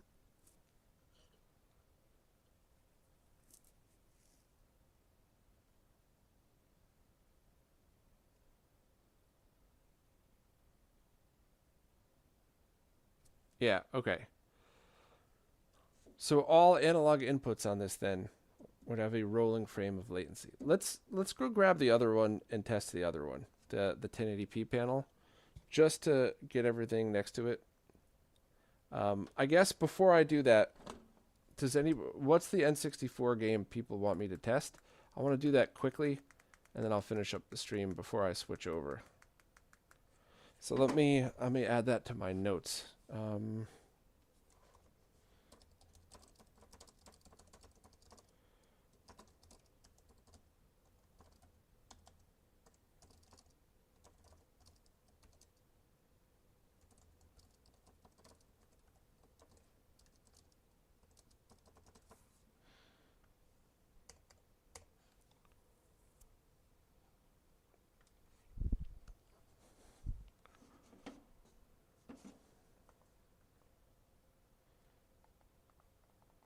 Let me just do Super Mario 64. We all know it.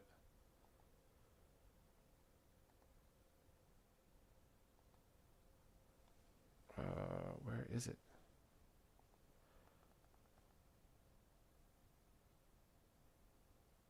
Right. Is it not? Oh, here it is. Okay. Don't know how I didn't get that. All right. So we're...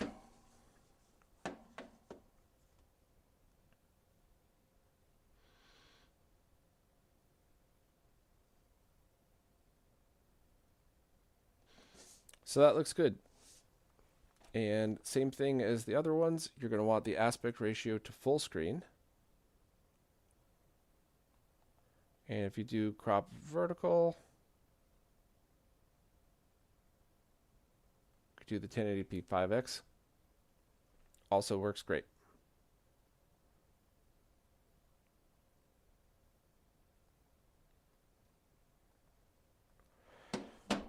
So I'll check the chat, and if not, I'm going to grab the other one. Why hasn't there been much coverage on these outside my live streams yet? Cost, I think.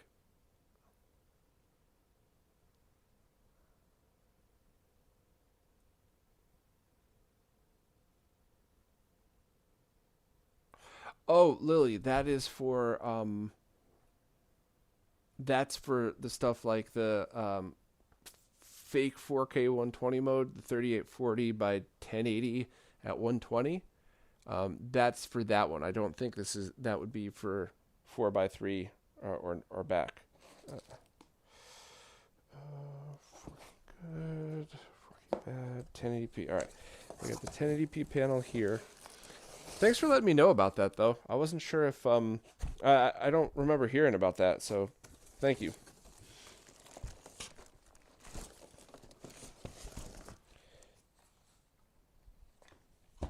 All right. So let me all right, let me clean this up real quick so I set myself up for success here and don't overcrowd myself. I'm going to just run a couple of quick tests on the other panel, the 1080p panel, and then I'll call the stream from there. Let me just double check.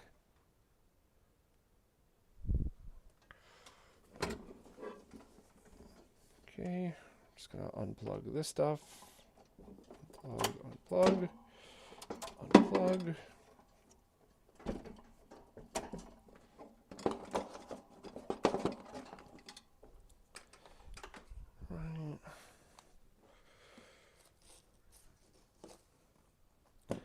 I'm just to make my life easier, I'm going to swap these off camera because I want to put them on my couch to make sure that it is the softest surface possible. Because I don't want to scratch up any of the stuff that's not mine that's getting sent back next week. And while I'm doing this, if anybody has anything else they want me to test, what I'm going to be doing now is testing lag of the 1080p one, just out of curiosity, as well as trying to see if the stretching issues I had before are still there, because that might have been a Mr. issue.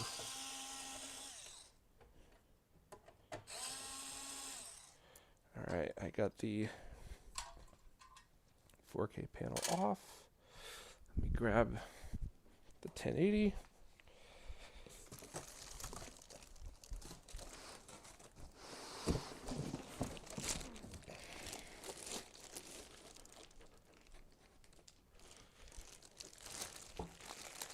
Luckily, it's all the same screws and everything.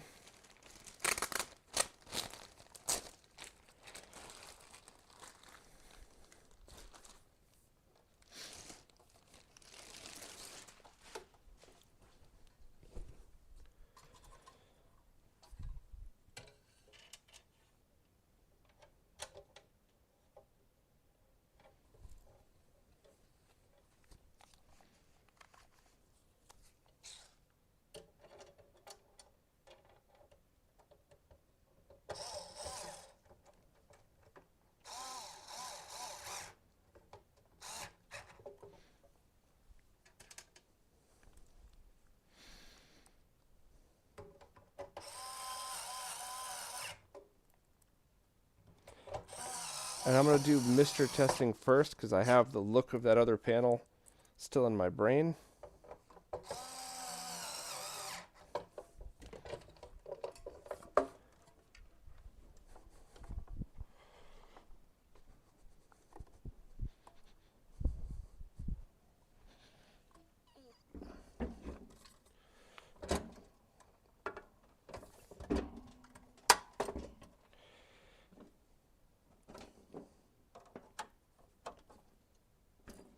Same exact inputs as the other one, by the way, so no need to show all that stuff again. You can just check out the beginning of the stream if you're curious when this is over, but it's got a VGA, DisplayPort, HDMI, and DVI.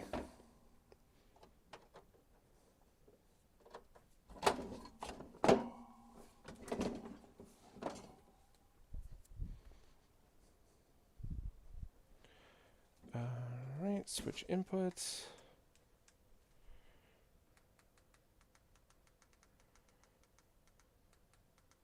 No, wrong one, dummy. Come on.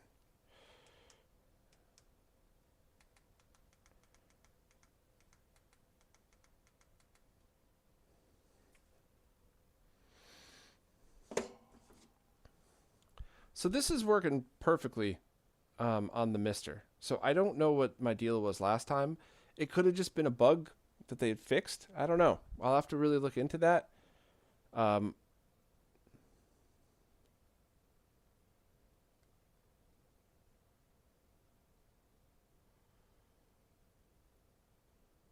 So 4K is a bit of an oxymoron here. No, it is not, and I'll tell you why right now.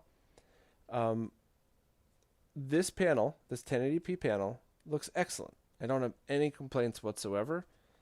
But the 4K one definitely had tighter pixel density, so it seemed sharper and just better overall. Now I don't know if it's worth the price to you. It's just how much extra money you have to spend, but it is better. I'm going to fire up the 240p test suite and Super Mario World just to check, and then we'll end with lag tests.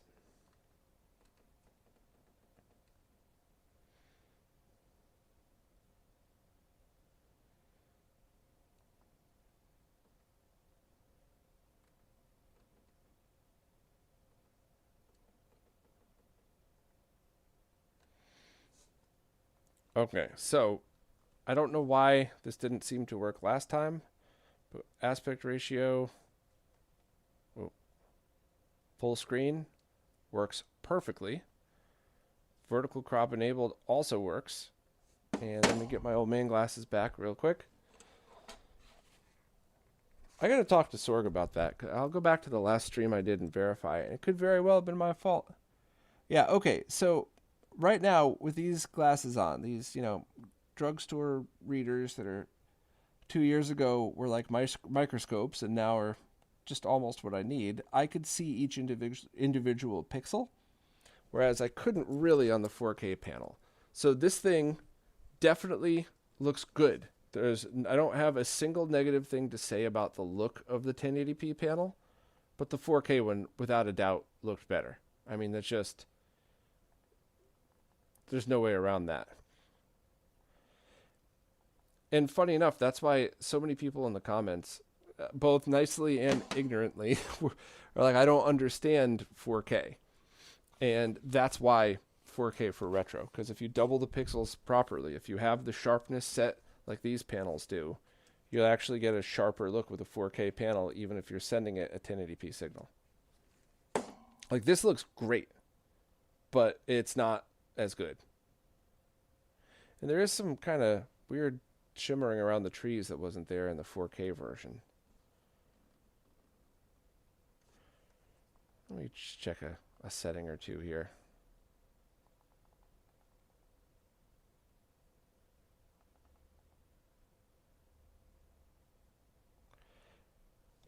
Yeah, so the 4K panel is definitely better. I don't know if it's worth the price to everybody better, but it's better. Hands down. But this is still good. I'm not saying it's bad. But now let's just double check latency, and then I'll just call it for the stream, and we'll go from there. And then I'm sending these back next week, so if there's anything else that's that I haven't already tested, please let me know right now.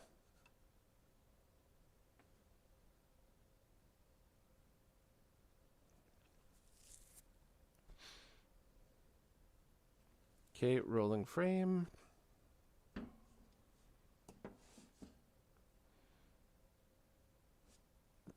Rolling frame.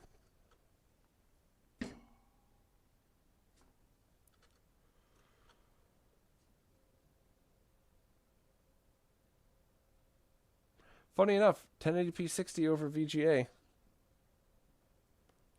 2.5 milliseconds.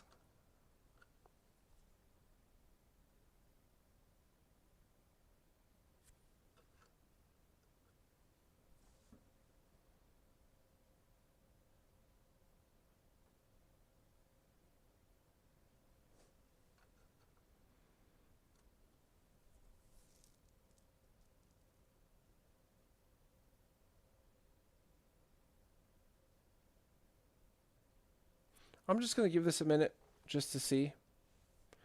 Let me do like auto adjust.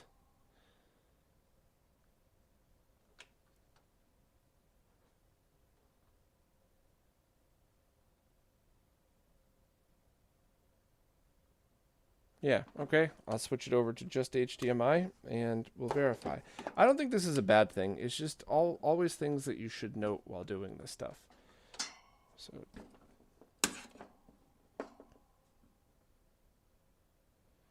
oh, interesting. The 1080p has the rolling frame on 240p through HDMI as well.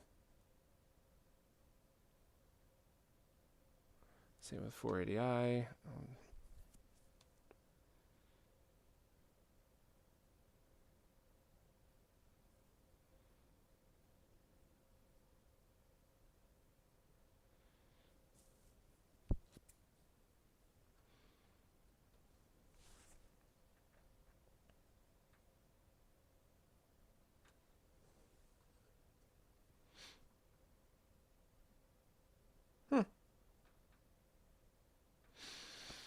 Interesting. Okay. Let me write this down. I'll check the chat and then we'll call it.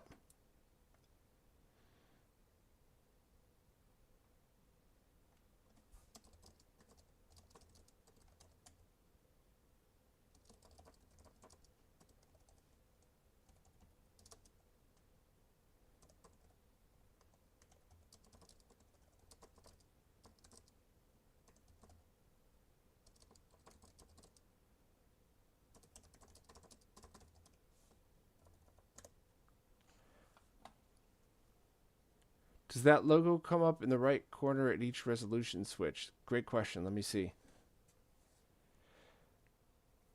And then Mishap Music, I will answer your question last because that's definitely how I want to end the stream anyway. Display.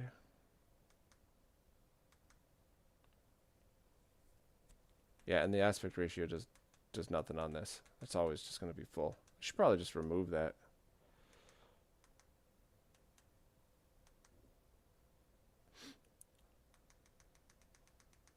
All right, so menu time 60. So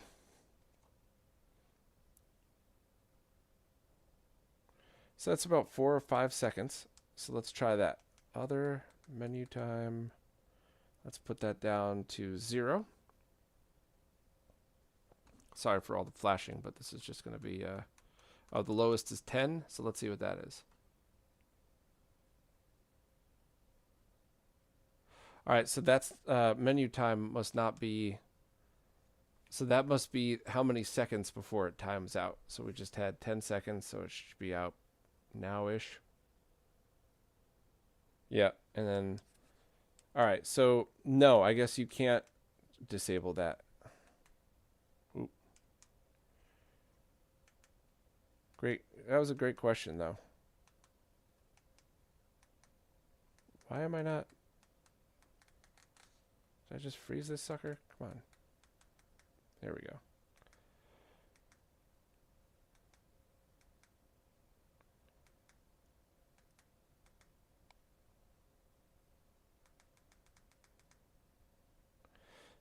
Yeah, so I guess there's nothing you could do about the resolution switching. I think that's always going to pop up.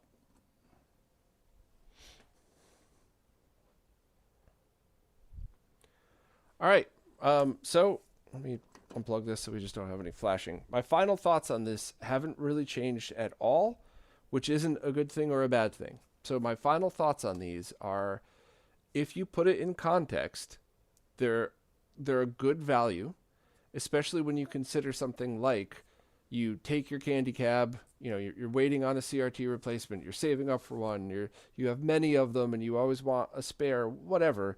All you do is you bolt this in place, for, you know, assuming you get the one that's the right size. You hook up RGBS, you buy the cheap extra RGB module, optional one, and that's it. And now your cab stays the same. You don't have to get a super gun. You don't have to get a scaler. You don't have to rewire all of the things for the controls on your panel. It is a drop-in replacement. And the 1080p one in that scenario is very cost-effective and time-saving as well.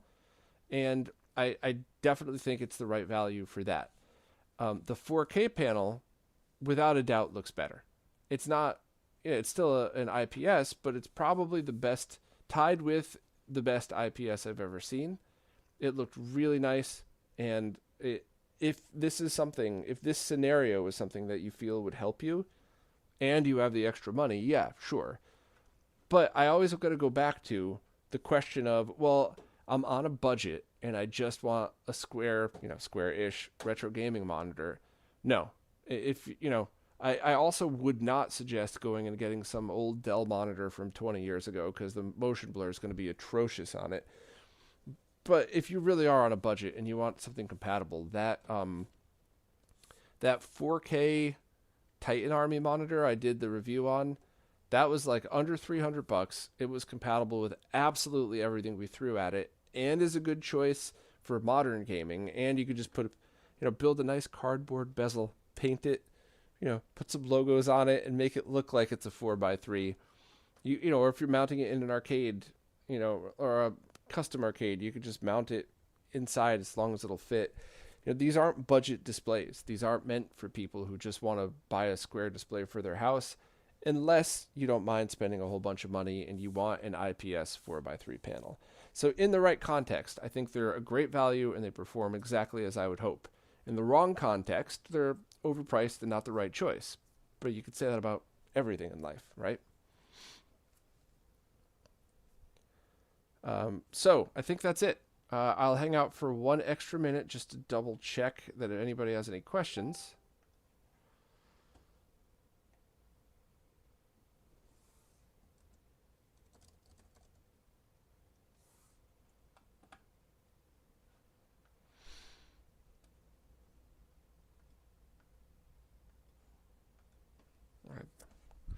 I'll clean up a little bit just to give anybody time. I know there's always a long delay on these, and I don't know if I accidentally changed the wrong setting or something, but the delay in the past couple of streams I've done is longer than usual. So I'm just going to hang out and clean up cables for a minute or two in case anybody has any final questions, and then just go from there. But I think this was good. I think I learned everything I needed to know and confirmed everything I needed as well.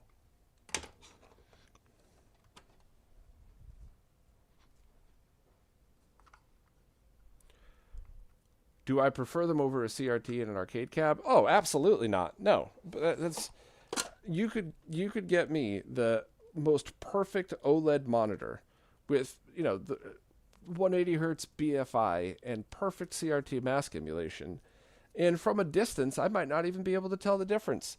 But I'm a retro nerd, and this stuff is important to me. So no, I would always rather have a CRT. And you know, Arcooda's perspective on it is they'd rather have a CRT too. But it's just not how life works. You can't make them anymore. No one can make them anymore. People who's, you know, or refurbishing existing ones are having so much trouble getting parts. So this is the absolute best alternative at the moment for arcade machines. And there's people working on other stuff, but I don't know if any of it's viable or going to be a noticeable difference yet, you know. But hopefully someday we'd get something different. But no, that's you know, this is not a true CRT replacement because no true CRT replacement exists at the moment. Period. Great question though, but no. But the scenario in which I just explained, you know, if you're a casual arcade player, you have a Mister or a Raspberry Pi, even on a regular CRT, this is not a scenario that you're going to run into. And it's not an insult. It's just, you know, the scenario in which people are looking at this going, oh, that's perfect, are the people who have a bunch of arcade machines and they're constantly doing work on each, and there's always one CRT that's out of service. And I guarantee you, every single time you have a bunch of people over to play arcade games, that's when the CRT is going to die, because that's just how this stuff works. So without a doubt, there's you know, there's scenarios where people are going, this is the perfect thing. I could have this thing swapped out and configured in like a half hour with one friend helping, and deal with the CRT later. You know, anybody that owns an arcade or anything like that, yeah, this is probably a huge help. But you know, for the average arcade gamer playing on a consumer CRT, no, this is. Let's see. How does CRT shaders look? I showed that before, and it seemed to work great. All right, well, I'm going to call it. Thank you all very much for joining. This is very cool, and expect a summer